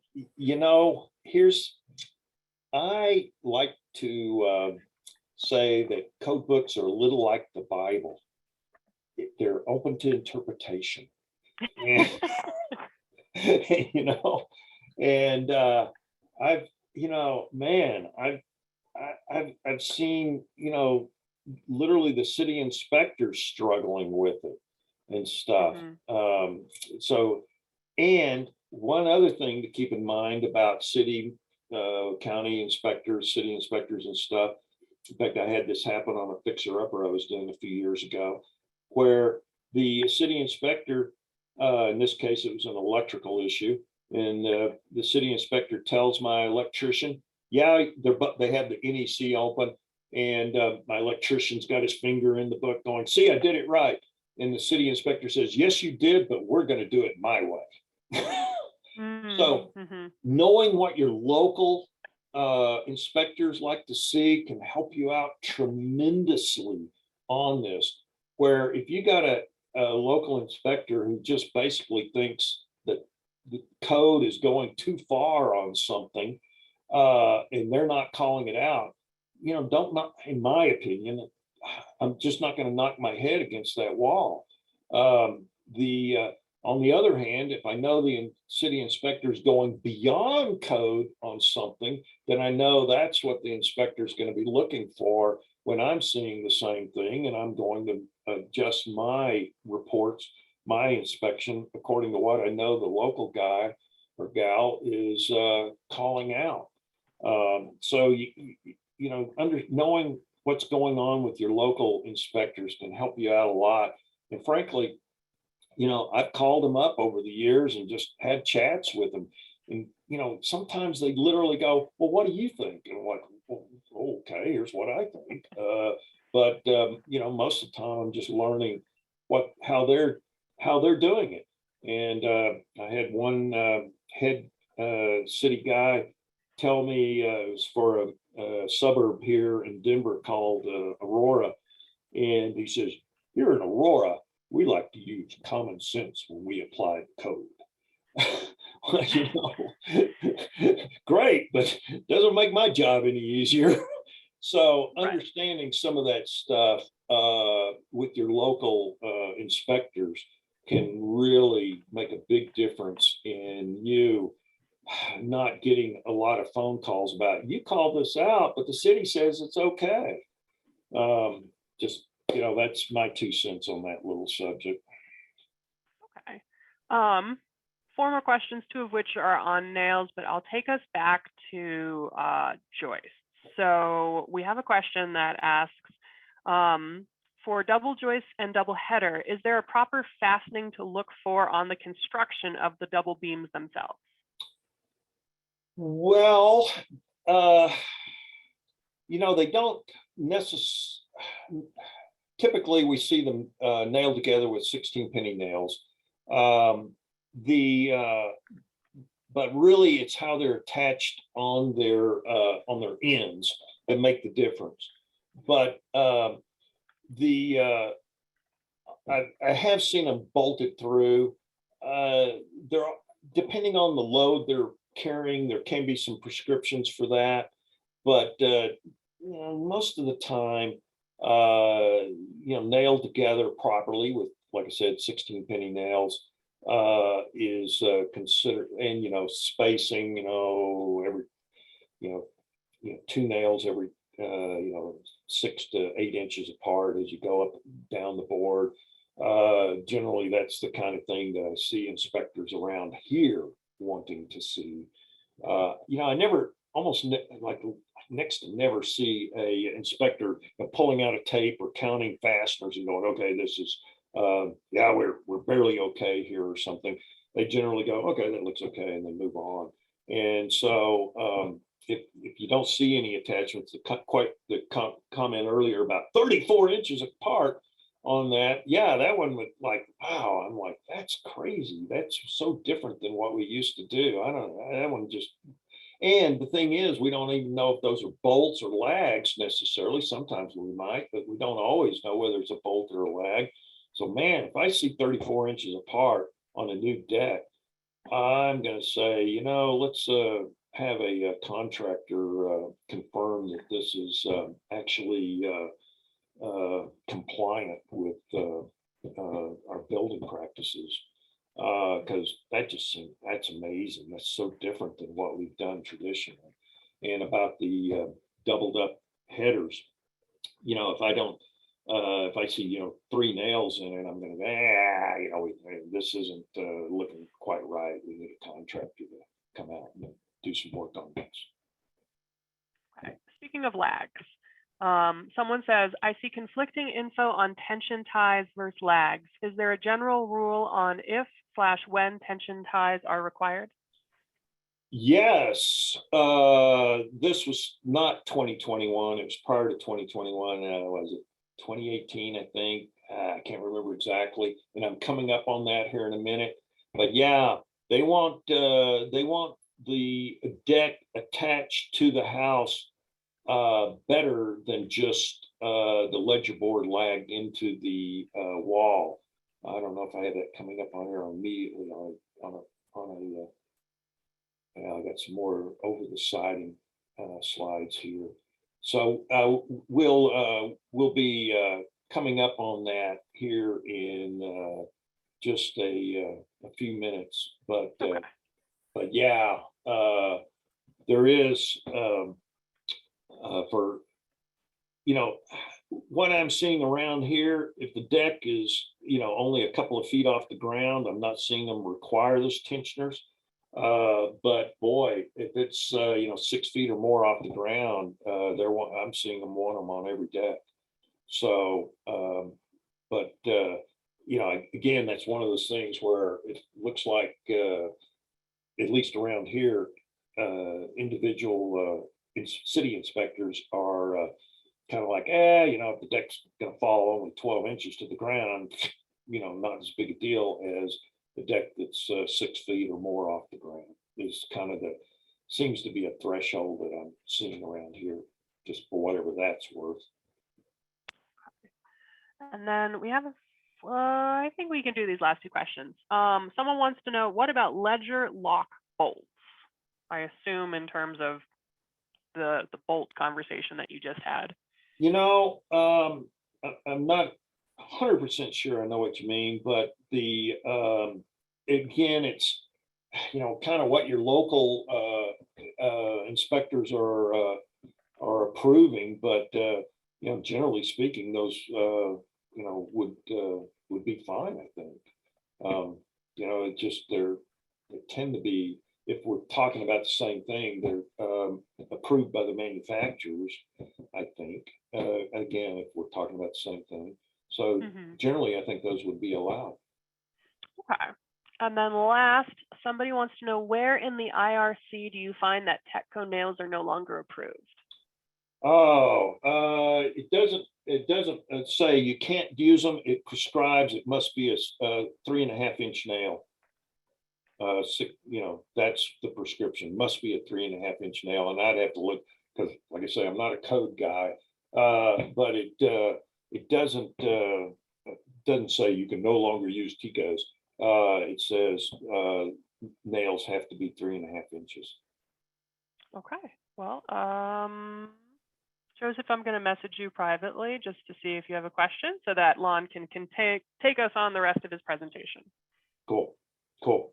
So in the illustration here, we have a cantilever attached, a deck attached to a cantilever.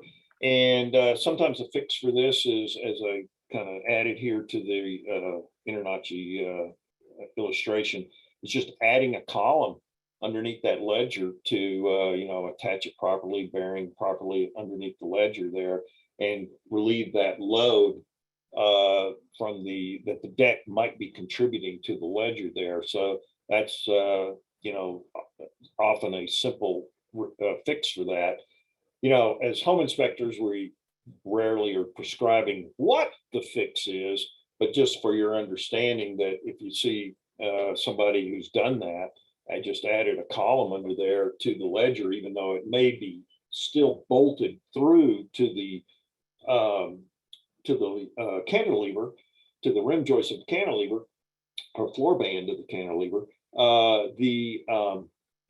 They've added now a column that would bear the weight of that deck, and should relieve the extra tension that would be on the cantilever. So back to talking about our ledger must be flashed into the to the siding or whatever we have, but typically siding in our examples here, stucco, whatever. And of course, the ledger cannot be on top of the siding.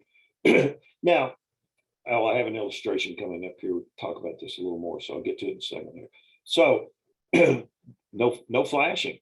Oops, no flashing right here. Oops, this is going to be a problem, because water can get back in there, and even if it's not affecting our pressure treated ledger here, it can still be working mischief on the house side, going through the siding and into the framing of the house and causing issues back there. So it's really a big deal to have the deck ledger board flashed into the siding above it. So here's an example from showing attachment to a concrete wall. And in this case, just caulking a nice caulking bead, thick bead on the top of the ledger there, just to keep water from getting in there and possibly causing some issues with our ledger. And, arguably, we're in cold areas, maybe you might, depending on how the foundation here is, could have a freeze issue with water getting in there, maybe. But just best practice to caulk that if it's attached directly onto a concrete, like a foundation wall or something. Here in our example, you can have that ledger board attached over the sheathing here. So if you have 1/2-inch plywood, OSB, even gyp boards allowed, on top of the floor band here are the studs, if it's on against the stud wall. You can have that, but not on top of our siding. So it can be on that sheathing and then bolted through. And as I said earlier, if it's lags or bolts, either one, you should, if it's in a place where you can see both sides of it, you should see both ends. Obviously, one exception to that would be if they put that ledger against the frame, 2x6, 2x4s, 2x6s, the studs, in other words, and lagged into those studs, we wouldn't be seeing anything on the inside there. But if it's on the floor band, then we should be able to see both sides of that.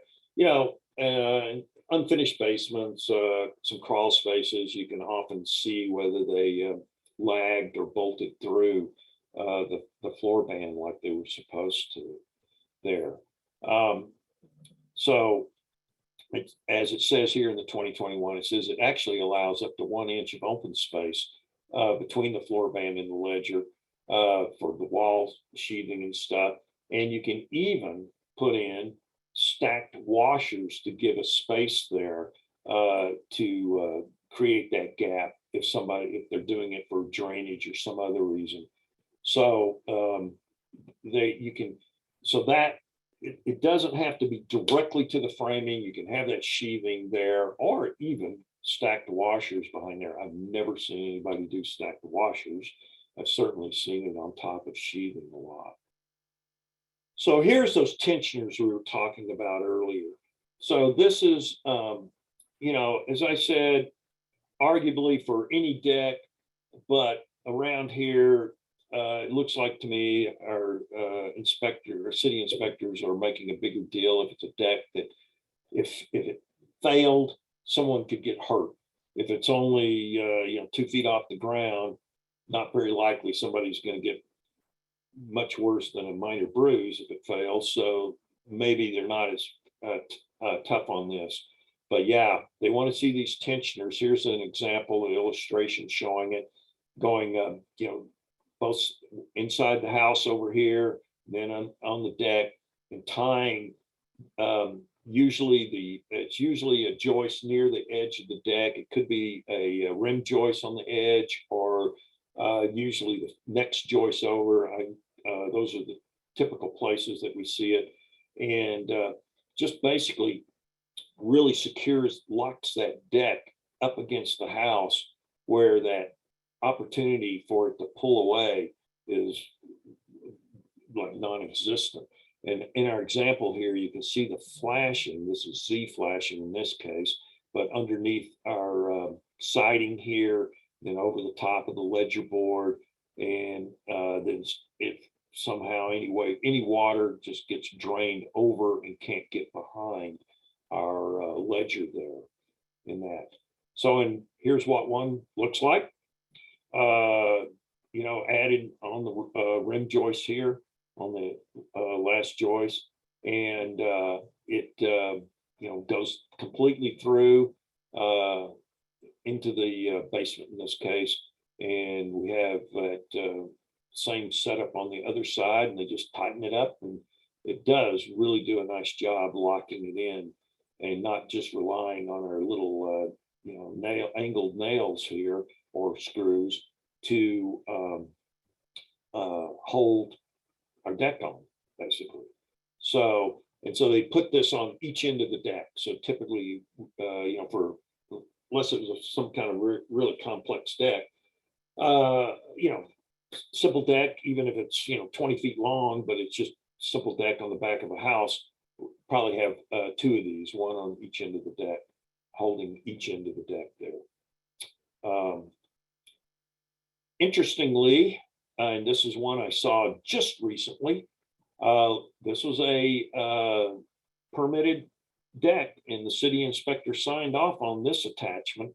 I hadn't seen this one before, so I literally just added this slide like a week ago to this, just to show you something that was different and approved, at least by one of our inspectors here, for doing the same thing.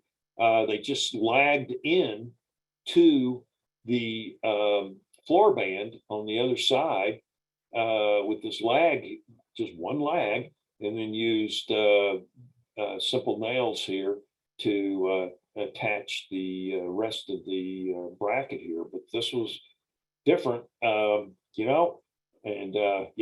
apparently the crack wasn't an issue. The little countersunk here on the otherwise approved fasteners, but apparently the city guy didn't call them out on that either. So here's an example of a different attachment. Looks different than certainly the IRC illustrations and other illustrations, but city inspector here said, yeah, that one's okay too. So sometimes you run into these things that are a little different, and and occasionally they're going to be okay with your local inspectors. This was just an illustration showing attachment to a block wall. Still got that beaded caulk. The different thing here is in our illustration here, using an epoxy anchor, filling in back here to anchor our bolts in behind the blocks. There's some other attachments that would be approved too, but this is one that's sometimes done. Obviously for us, all we would see is the head here of our 1/2 inch lag or bolt, or lag, really, it says bolt there, but I probably were talking about a lag going into the epoxy on the inside there. Again, I don't know, at least around here, this would be a rare construct, or something we rarely see. Just don't see a lot of decks attached to foundations around here, but if you do, just a little bit of information on how they, if you do around where you're at, then little information on how these are put together. Ledger strips, don't see this commonly done, but can be done, where they attach a board along the bottom edge of the ledger, and then the joist, instead of having to have a joist hanger, can rest on that ledger and be nailed or screwed through. Can be toe-nailed in, but it has to be bite into the wood nicely to be a toenail. And it's something like this. Look, there's no ledger or anything there. This is just strictly relying on the end nailing and the sheer strength of those nails or screws to hold it on. There should be a joist hanger here, just simple as that. They did do a nice job putting in their corner post here for the guardrail, lagging it in and stuff. So this is the new for 2021. This is going to be something we're going to see far more commonly, where it's goes the full width of the rim of the joist, and is lagged or rather bolted through both sides here to really firm up those corner posts. We'll see a little more of that coming up. And again, just showing a basic attachment here. You know, typically we see staggered attachments with our lags or bolts. Nail pops. You know, you call out nail pops, and we see them all the time. Interestingly, re-nailing them down almost never works, and also putting in screws here instead rarely works that well either. So these can sometimes be hard to truly fix, and putting a lag into the joist hanger here is not a replacement for filling all the nail holes with or fastener holes with approved fasteners. And then of course we have our joist is not fully bearing in the joist hanger here, which, you know, you see that one done wrong a lot. They typically, you know, and part of it is, as you guys know, you know, particularly as you get into larger boards, you know, you get into, you know, 2x8s, 2x10s, the reliability of them all being exactly the same width or same dimensions is low. So you might have a 2x10, one that's 9.5 inches thick, and then literally the next one's 9 3/8 or even 9 1/4. Well, where do you want it flush? On the top or the bottom? Well, we really want it flush on the top, so the top of our deck is nice and flat. So they'll have these gaps in the bottom here. Well, they're supposed to shim that, and most city inspectors want to see a metal shim in there and not a wood shim. If I see somebody took wood shims and shoved them in there and they're working, okay, cool, they're working. But typically we do metal shims because they don't compress. So you shouldn't have that gap there.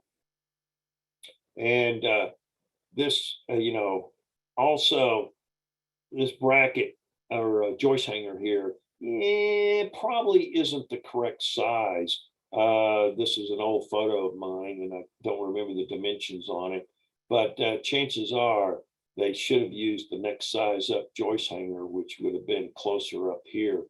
So sometimes you see, you know, 2x4 joist hangers used to hold or support 2x8 joists or 2x10 joists. Well, that's not right. Something you would call out. And look, you see this kind of goofiness. First of all, you should have at least certainly no more than an 1/8 of an inch gap between the butt or the end of the joist and the ledger or the rim joist. But you know, this, what good did that do? Well, nothing there. So, you know, improper nailing here, got a nail pot there. He used a hole there that wasn't even rated for a nail. He just sticking something in there. But yeah, not can't do that. That's not working. That's not performing. And then again, you know, poorly nailed. You know, it's bent out here. Just some sloppy work here. You know, poor workmanship, may not be working. You know, I make comments on this that, you know, okay, it's not immediately failing, but this is poor workmanship and might have trouble in the future. Again, some nail pops. You know, this one isn't too bad, but you know, nail pops, so we're still going to call that out. Then, okay, yeah, nice approved fasteners here, except he didn't catch the wood. He just went right in on the edge here. Oops, you know, not too good. Here you can see that 1/2 inch lag, top of the 1/2 inch lags here. That part looks great. But in our examples here, and not so good in actual workmanship on putting this joist, hanging this joist here. And this screw maybe bit some wood, but This one barely, and that one, for practical purposes, not at all. You cannot screw or nail in to end grain. So not allowed, even 3.5 inch, 4 inch screws, doesn't matter. You can't go into end grain. Now, look, you're only 2 feet off the ground here, so where's it going to go? But that's not the, that's literally not the point. And then they did something else. They took a bracket that was intended for different use, and they straightened it out. So they, as it says over here, metal hanger has been bent or hammered to a shape that it was not intended to be. So this violates the manufacturer's instructions, because manufacturers never say, oh, you can hammer the bracket to any shape you want. And so multiple violations here. Looks like a likely drywall screw there. Now these screws may be approved for some sort of construction use, but the straightening out the bracket, some fasteners may not be. You can't go into the end grain. This screw has come completely through, so it's not doing much. Then we have screws that are bearing the load. These, unless they're rated for this use, and they're probably not rated for this use. They may be deck screws for putting the planks down, but for bearing loads, almost certainly they weren't approved. So we got multiple things, do-it-yourselfer build here. And over here, a little goofiness here, but once again in the end grain, which and they bent this bracket off joist hanger here. They bent it straight to accommodate the end grain on the ledger board, which they didn't flash the ledger board in, and it's over the siding. Multiple things wrong here. So many things to call out here. Or you can just simplify it and say, substandard work, poor workmanship, may fail because of poor workmanship, something like that.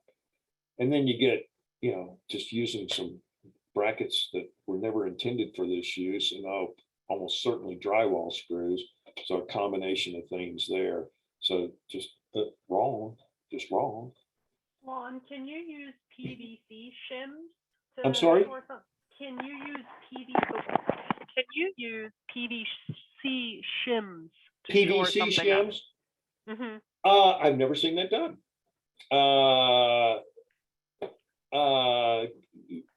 Probably so. They wouldn't compress. That would probably work. I got to say, I've never seen anybody do that, but that could work. Yeah, that could work, I would think. Okay. Yeah, interesting question. So you cannot attach that ledger board to brick veneer either. So as you know, brick veneer, not load bearing, not structural. It's just pretty. So, and stone veneer, ditto. So once again, you cannot attach ledger boards over the top of brick or stone veneer. Now, if you have a structural brick wall, and certainly many older homes will have masonry construction, double width bricks that's all structural. Well, that's a different matter, and still has to be attached in some approved manner. But those can be allowed. But if it's veneer, oops, can't do that one either.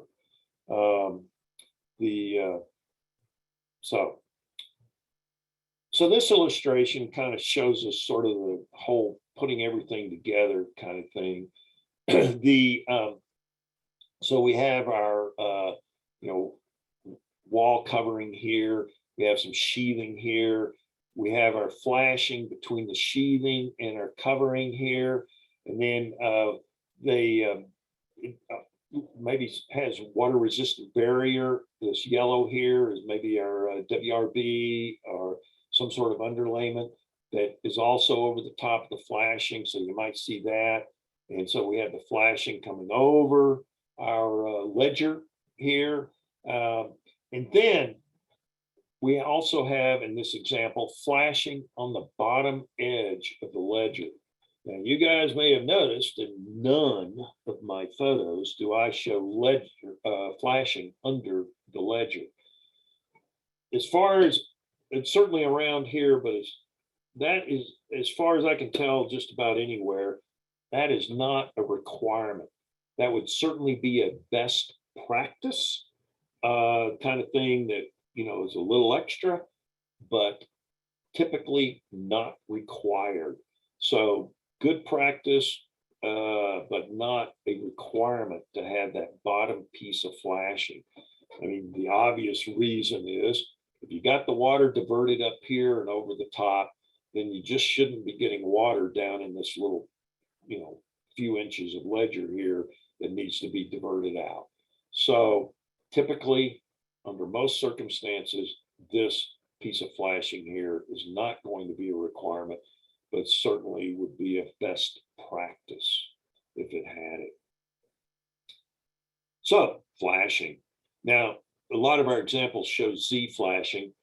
I almost never see Z flashing. I think for the obvious reason that it's hard to get it to sit on top of the joists well. So I typically see L flashing. And so here we have a good example of L flashing here on the ledger, which is attached to the framing. Bolts on top and bottom or more than 2 inches from the edge. I mean, this is, you know, pretty good here.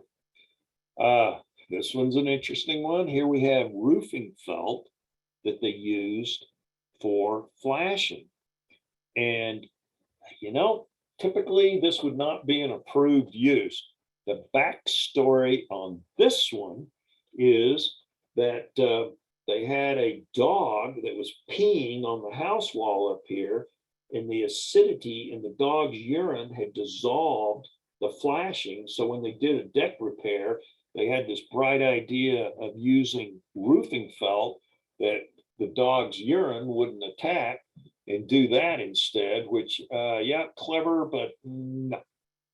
You know, they could have done the flashing and then maybe the felt on top of the flashing, or you know, maybe something like Tyvek or something on top of that flashing to protect it from the urine, but they still needed the metal flashing here. So this was not an approved, or normally I don't think a city inspector would have ever approved this. They as just being the only flashing over the ledger board there, but kind of a funny backstory on it to me. Get past that. So talking about cantilevers on decks. So you know, the math on this is this length of 4 times the length, 1/4 the length here, basically. So let's say we have a 2 by 12 joist, then the cantilever could go out 36 inches, 1/4 the length by 3 times the width of the 12-inch joist. So, you know, we're not required to do this math. You know, typically you don't see bad cantilevers because of that. Now, this is going back the old way. Under the new 2021 IRC, that L4, that 1/4 of the length of the overall joist is not the requirement. It has literally a graph or a chart on that. Another example of that, here's the chart showing how to do that. So now under 2021, they actually give us a chart to do it, so you don't have to figure out any math, although in this particular example here, the old L4 rule still works. But so assuming you have a spruce joist, 2 by 10 in our example, 16-inch spacing. We'll do our math here. So we have, let's be conservative, round down from 13 feet 7 inches to 12 feet. So that's the overall length of the joist here. So we have a 12-foot joist. The maximum cantilever is 3 feet. So it's still the same, L4 rule. So, 36 inches, pretty big cantilever for most decks. And, you see that, you kind of, unless, 2x12s, generally you're going to say, yeah, we're okay. You see something goofy like this, it just jumps at you like, oh, no, 4 or 5 feet, way too far, wrong. Cool with the I-beam there. But nope, nope, way too much. Big call out, wrong. Interesting do-it-yourselfer work there. So decks greater than 6 feet above the grade need to have diagonal bracing. Typically, if you walk on the deck and it shimmies like some jelly, then you need bracing.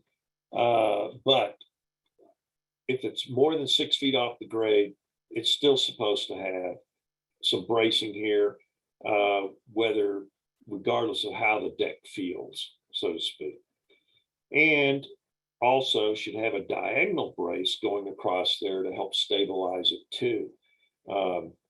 So a couple of things there that we would look for in a in a well-built deck is having some cross bracing on our joists, to our rim joists, to our columns, and then this diagonal brace across there that stabilizes the deck also.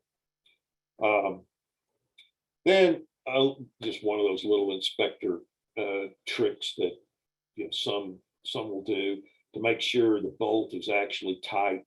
You tap on it with a hammer and you get that solid ring, telling you it's all solid, connected and tight. If you get that kind of dull, sort of almost a thud, then it tells you it's loose. So it's kind of a little quick clue to tell how tight the fasteners are. And of course, oops, no washer there. It's wrong.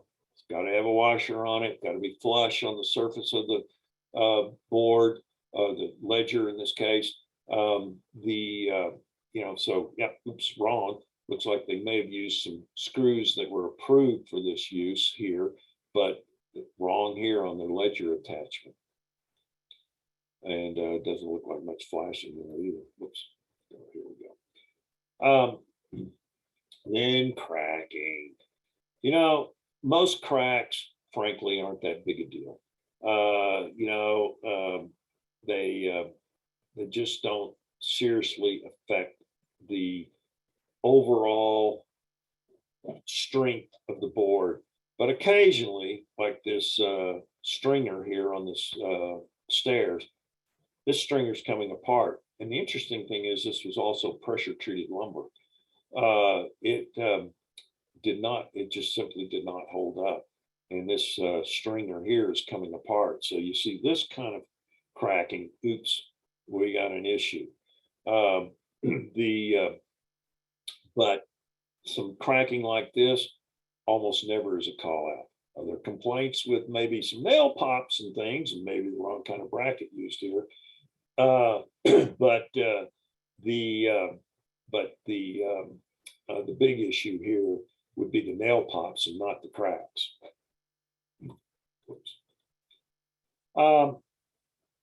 So again, typical crack, another typical crack, just rarely going to be a big issue.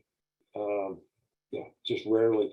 Now, if we see them, sometimes you'll get a board where the grain doesn't run completely through the board and the grain will cut to the edge and the cracks will follow that grain to the edge. Now that can be an issue. I don't think I have a photograph of that, but I've seen it on on rare occasions, and it's typically just one joist or on a deck or a floor framing or something where however the board was cut from the tree, the grain is running to the edge of the board instead of going straight through the length of the board. And we've had a split crack, follow that grain to the edge and create a fairly weak or almost like it's a cut board going through. So something like that would be something you'd be more prone to calling out than these type of just horizontal cracks here that even if they're going through, typically aren't going to be a big issue. So guardrails and supports. Obviously, the other part of a deck that's important is the guardrail. We don't want people with their fourth beer leaning against the guardrail too heavily and getting a bruise on their noggin as they go over. So minimum height, 36 inches off the top of the deck. So this one shows, the illustration here shows the guardrail supported strictly with balusters, sometimes called spindles, both terms are used. The guardrails should have a 4x4 post minimum, 4x4, every 6 feet to secure it, give it some lateral strength. Commercial code, by the way, is 42 inches for commercial buildings, but for residential, 36-inch minimum height. So here is the new part of the new code for attaching the corner column, corner post or column of the guardrail. The only thing that's kind of wrong with this one is that column, the bottom of it should be flush with the joist of the ledger here in the bottom of the joist. So under true 2021 guidelines, this would technically be wrong because it's not flush with the bottom of the joist here, but this would otherwise be a very good attachment pre-2021 here. So it's trying to, as best as they can, have that continuous load path. And so, yeah, they're relying on 1/2-inch lags here, but tremendous shear strength on these, so it works. But they like a little more bearing on this for the leverage effect of pushing on that guardrail. If you have this corner column coming all the way through here, it leverages better or distributes that leverage pressure, fulcrum pressure, more over this space, or better over this space than when it's a couple inches short. So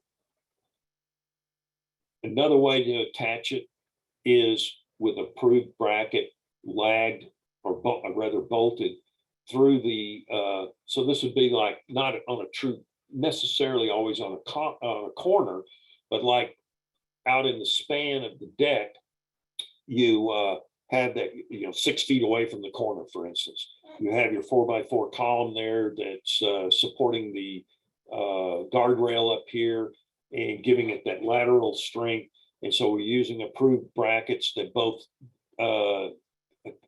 fasten into the joist and then bolt through our rim joist and through our column here to really secure this column into the framing of both the rim joist and the joist here to give it tremendous lateral strength here when it's pushed.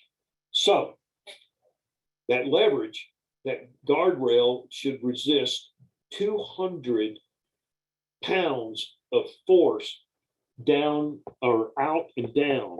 So pushing down and out. The old pre-2021 code was resist 200 pounds of push in any direction. So if you're pulling or pushing on it, it had to be relatively stable with 200 pounds of push. But the code, using a little common sense, goes, we're not too worried about somebody falling backwards onto the deck. We don't want them to fall forwards off of a 10-foot deck. So now they changed that to resist 200 pounds of outward push on that. Now, look, for us as home inspectors, you know, how do you get 200 pounds of push? You know, I'm like, what, 165, 70 pounds, you know, kind of thing. You know, I'm going to grab hold of that guardrail and I'm just going to give it a good hard shove. If it feels solid, I'm good. If I feel like, oh, crap, I might go through this if I hit it a little harder. Now I'm not good. Now I'm going to call it out. So it's just a matter of little subjectivity for us as home inspectors, rather than trying to put some sort of actual measurement pulley system or something on there that would actually truly exert 200 pounds of pressure. But you can kind of appreciate that on a 36-inch guardrail, putting 200 pounds of force on the top of that rail at the fulcrum point at the bottom, that's 1,700 pounds of force down there on the bottom. So through the, you know, the magic of leverage, you have tremendous force down there on the bottom of that guardrail.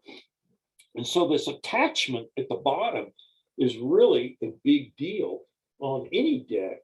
And, you know, so often you grab that guardrail and you see the whole rim joist just rolling with the guardrail. And yeah, okay, it's resisting 200 pounds of force there and stuff, but it, you know, still could use something like these brackets to firm it up and make it much more stable and get some of that, you know, sloppiness out of it. It's a subjective call, in my opinion. You know, if you feel secure pushing on it, I'm not going to call it out. If I feel like I might, yeah, this one might be something I could go through, now I'm going to call it out. That's kind of the way I treat that. Interesting little thing, top of the balusters here need to be beveled so that rain will run off of them. If they're flat, then rain can sit up in here, wick down into the end grain, and possibly promote wood rot down there in the top of that baluster. So we want to see angles, cuts on the top that will drain water off. This illustration here, ignore this part over here, that's not right. About 30, top of the guardrail being 36 inches above the bench. So ignore that part. The part of this illustration that I want to use here is this part down here. So one of the rules, the top of the deck, if it's 36 inches above the grade within, if it's 30, I said that wrong. If it's 30 inches from the top of the deck to the grade, 30 inches, 30, from the top of the deck to the grade, within 36 inches of the edge of the deck, we need a guardrail. So on a slope like this, if 36 inches, 3 feet away from the deck, were greater than 30 inches to the edge of the grade here, then must have a guardrail. So this is one of these things, and this is true for porches. I was just early, like Monday of this week, I was on a porch where this rule kicked in on the end of the porch, because we were only about 20 inches right here, but by the time I got out 36 inches, I was actually over 30 inches. It was like 32 inches out here, and so the end of that porch needed a guardrail added to it. So just one of these little things that you kind of look for when you see a deck that's off the ground a fair distance, and you start to go, oh, okay, right here I'm 24 inches, so no problem, at least under code guidelines. But as I get 36 inches away, now I'm greater than I'm 30 or greater from the top of the deck, and now that kicks in the rule that we need a guardrail here. So little something to look forward to. One last thing, not last thing, but one more thing. with the 2021 code change is no longer can 4x4s be notched at all. They can't be notched, period. So this used to be acceptable, no longer acceptable. So we're talking about grandfathering earlier. You see this on older decks constantly. So for us as inspectors, is it secure? I grab that guardrail. If it's secure, even though it's a notched 4x4 column or post, I'm cool, I'm good, I'm moving on. If it's sloppy, doesn't feel safe, now we got a problem, now we call it out. Interestingly, that 4x4 can be turned, it could be, have some fluting on it or something. And possibly, and if again, local inspector approved that, it could still be approved. But for a standard 4x4 column, no notching, full 3.5 inches or 3.5 inches around it, new code for any new decks you see. And then you all know about the spacing on anything built in the last 15, 16 years. Can't remember the exact code change. A 4-inch gap, no more than a 4-inch gap between the balusters.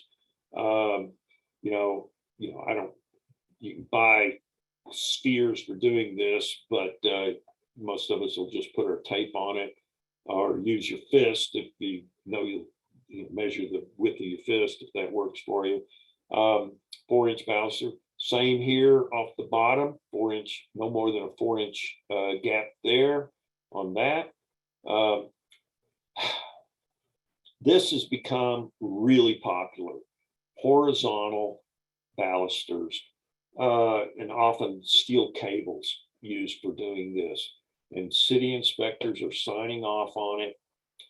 Look, if the city inspector signing off on it, great, but what a crummy idea, because kids and silly adults can certainly climb over these now. So this is a climbable situation, which normally wouldn't have not been approved in the past, but this is a place where local inspectors, at least certainly around here, but I'm hearing it from other inspectors around the country, so I'm thinking it's probably going to be true for you in New York and most of your places in New York, that your local inspectors are going to let them do this because people want it. They love the look.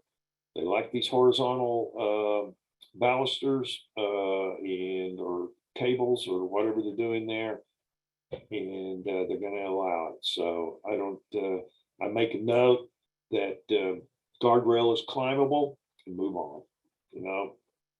Made a note that it was observable. My client asked me about it and say, well, your 4-year-old kid can climb right over that guardrail.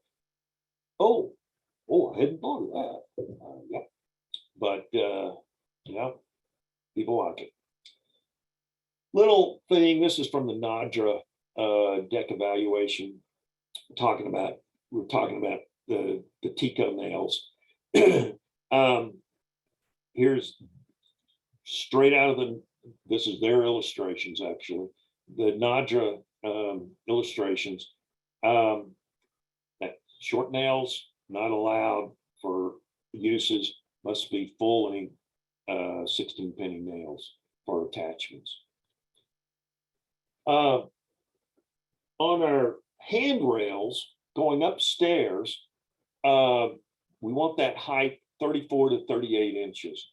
You see this, from part of the way off the nosing of the step, by the way. So it's off the nosing of the step. Measurement when you measure it. But part of it will be 40 inches, part of it will be 32, and then some of it's right. Well, it's wrong. You call it out. The 34 to 38 inches height is the proper height. So just one of those things that in ramps longer than 6 feet have to have handrails too. And by the way, a handrail is required on 5 or more risers. Here's the riser, 1, 2, 3, 4, 5. So this one would require, if we had a 5th here, would require a handrail. For 4, not required. If this was the wall here, it wouldn't be required. Our just a little thing about the decking. This is one of those little rules that may not be on the top of your head, and if it's 8 inches past that last girder or beam here, not the end of the world, but nevertheless, that maximum end there, say butting up to a chimney here or going around a chimney here, so they didn't run their rim joist right to the edge. So we have a little bit of decking overhang here. So 6 inches is the maximum typically for that overhang. If they did further, if it's solid, good. If it's not, you're going to call it out. Simple as that. But in my opinion, and then of course 1/2 inch lags and stuff. Should have an 1/8 inch gap. The requirement for this rule, I'm not sure what the reasoning is. Back when I was in construction doing decks and things, my boss told me it was so, we want no more than 1/8 of an inch here, because women wearing high heels with the heel only 1/4 inch wide could slip through the plank on wider gap. I doubt that that has anything to do with the rule, but it just sort of tells you something about, some of the thinking in the past. In any event, 1/8 inch gap is what we like to see here. We want some gap for water and debris to fall through, but not so wide that, other things could go through it. Well, I guess like a woman wearing high heel shoes, having a shoe go through or something, maybe, I think the argument there that you saw about puddles forming makes more sense. Deck planking should be staggered. You shouldn't have the butt joints in a straight line. It creates weak places, or rather, it strengthens the deck when our planks, the butt joints, don't they break on different joists. So we don't want that same break on the same joist in a straight line. It's just stronger, makes the deck more solid if they break at different places on there. In our example here, it should span at least, a plank should span at least 4 joists, and it shouldn't be just across 2. So in our example here, this would be both of these would be bad practice. We want preferably 1, 2, 3, 4 joists to be spanned by our planks. Carpet, holds water, can degrade the wood. I'll write up that I can't see the condition of the planking because it's got carpet on the deck. Now, if the carpet's loose, you can pick it up and see what's going on. But if they use indoor or outdoor carpet that's glued down or something, it's just stuck down. You don't know. But if you can see underneath over and over, high likelihood you're going to see a problem underneath because moisture being trapped by the carpet. And then no nails or screw pops. They used a nice deck screw here to put the planks down, but got big dogs, and this is in front of the slider into the bedroom. So apparently they let their dogs come and go from that bedroom through here. And the dogs have worn down the wood right there, creating effectively a nail pop. So that's something that someone could snag their, if they come out barefoot or something, or depending on what they're wearing, could snag on that, call it out. Whatever the reason for a nail pop or screw pop, doesn't matter. Whether the wood has been worn down past it, like in this case, by years of dogs running on it, or just the nail working its way up, call it out. No nail or screw pops. And another one. So on the stringers, this is the throat right here. That is a 5-inch minimum width for that. It can be overcome by doubling up stringers with a thinner throat, but that is kind of an engineering decision. So in general, for our purposes, we're looking for at least 5 inches here. I don't see this one violated a lot, but boy, it jumps at you when you see it. And so I've certainly written it up over the years several times. And that, again, they took a bracket and bent it to a use that it was not designed for. And so this bracket was not intended to secure the stringer to our rim joist here. And they just made one work that wasn't designed for this, and used, those don't look like approved screws there either. And they didn't fill all the available screw holes or nail holes. So multiple things here not done right.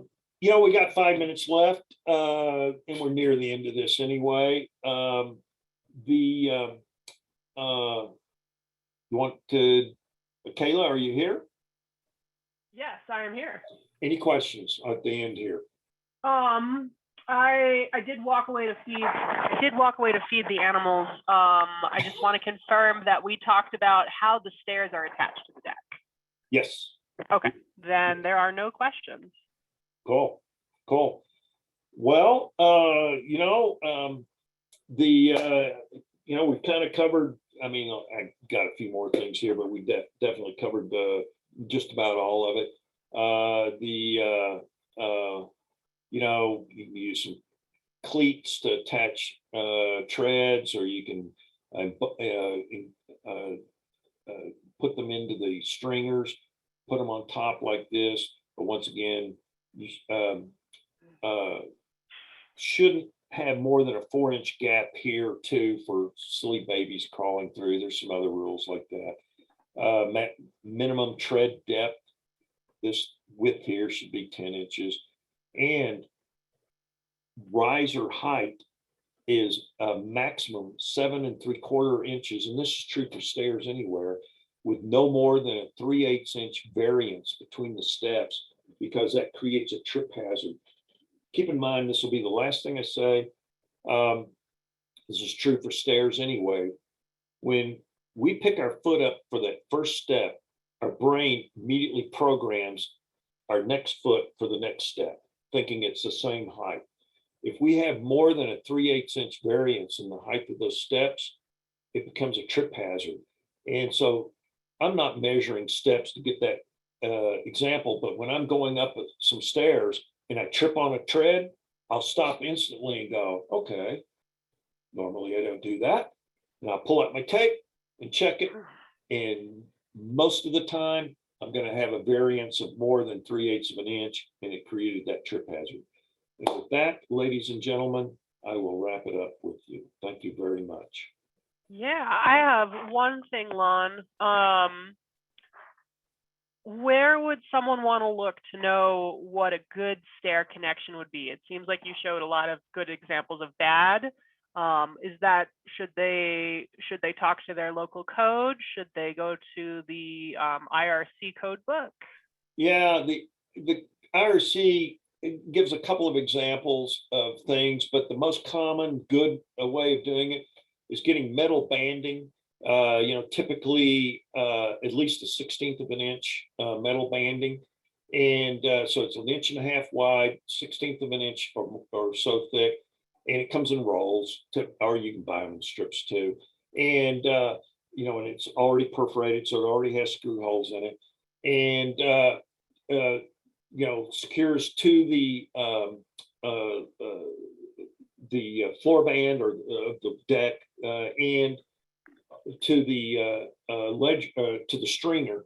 And, you know, man, I've seen these like 2 feet long where they run them down the bottom of the stringer or something. That is the best attachment that I see done, and simple and easy, and applies to so many decks. I mean, it's one that'll work very commonly for decks. I do find that joist hangers are not made for that as a rule, because they have a square bottom, And so you got that stringer sitting there at an angle with this square, with the bottom that's not, of the joist hanger that's not angled for that. And so you'll see joist hangers, they try to make a joist hanger work for that, and it just never works right. But using that metal band that just straps the two together works great, typically, and is, at least certainly around here, is always approved. Okay, well, that is, I think, the end of the questions. We're getting a number of people thanking you and I for our time. Thank you all for being here. InterNACHI would be nothing without its members. And really, frankly, our members told us that you wanted New York CE. And so that's what Nick and Ben gave me as my mission. So I'm really glad that we have started this. Yes, we do intend on having more webinar, New York State approved, as many states as we can have. There's some funny rules right now as we transition out of the pandemic into whatever the new normal is. But we will be doing more of these. I don't have a next date for y'all, but if you just watch, nachi.org/webinars. They're always posted there. That's where you can register. And very, very important last thing before we go. If you are here because you want New York State credit, I have to know what your name is and your license number. I'm going to once again put my number in the chat as well as my email. And I will tell everyone here in case you want to write it down, because I know some people are more comfortable that way. But please, please, please, in the next, as soon as you can, tonight, but at the very latest tomorrow, text me at 303-367-2283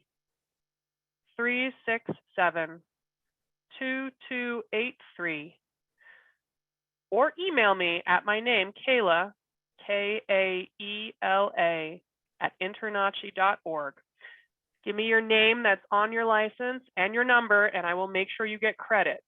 If you do not get a confirmation text or email from me, follow up. I have to submit these within 15 days of today. My goal is 72 hours, and I think that's very achievable. But you should hear back that I have seen your license number and name. If you haven't seen that, reach out again. If you forget tomorrow what my number is or my email, it doesn't matter. Call our main line at InterNACHI. You can get to me. But I think with that, the last thing I want to say is, Lon, thank you so, so much for sharing your experience with us. I'm going to give myself the CE credits on my InterNACHI dashboard because I learned a lot. Cool. And I'm going to go out and look at my deck, which I encourage all of us to go do, especially with it fresh in our mind. You're going to see a lot of examples of things that you didn't see here, but hopefully you'll be able to go, that doesn't feel right. It doesn't pass the sniff test, and think about how you'd write up your own deck. No pressure. So, all right. Well, thank you, everybody. I'm already getting more texts. Keep them coming. And otherwise, have a great evening. I will see you at the next round. Cool. Thank you. Bye, everybody.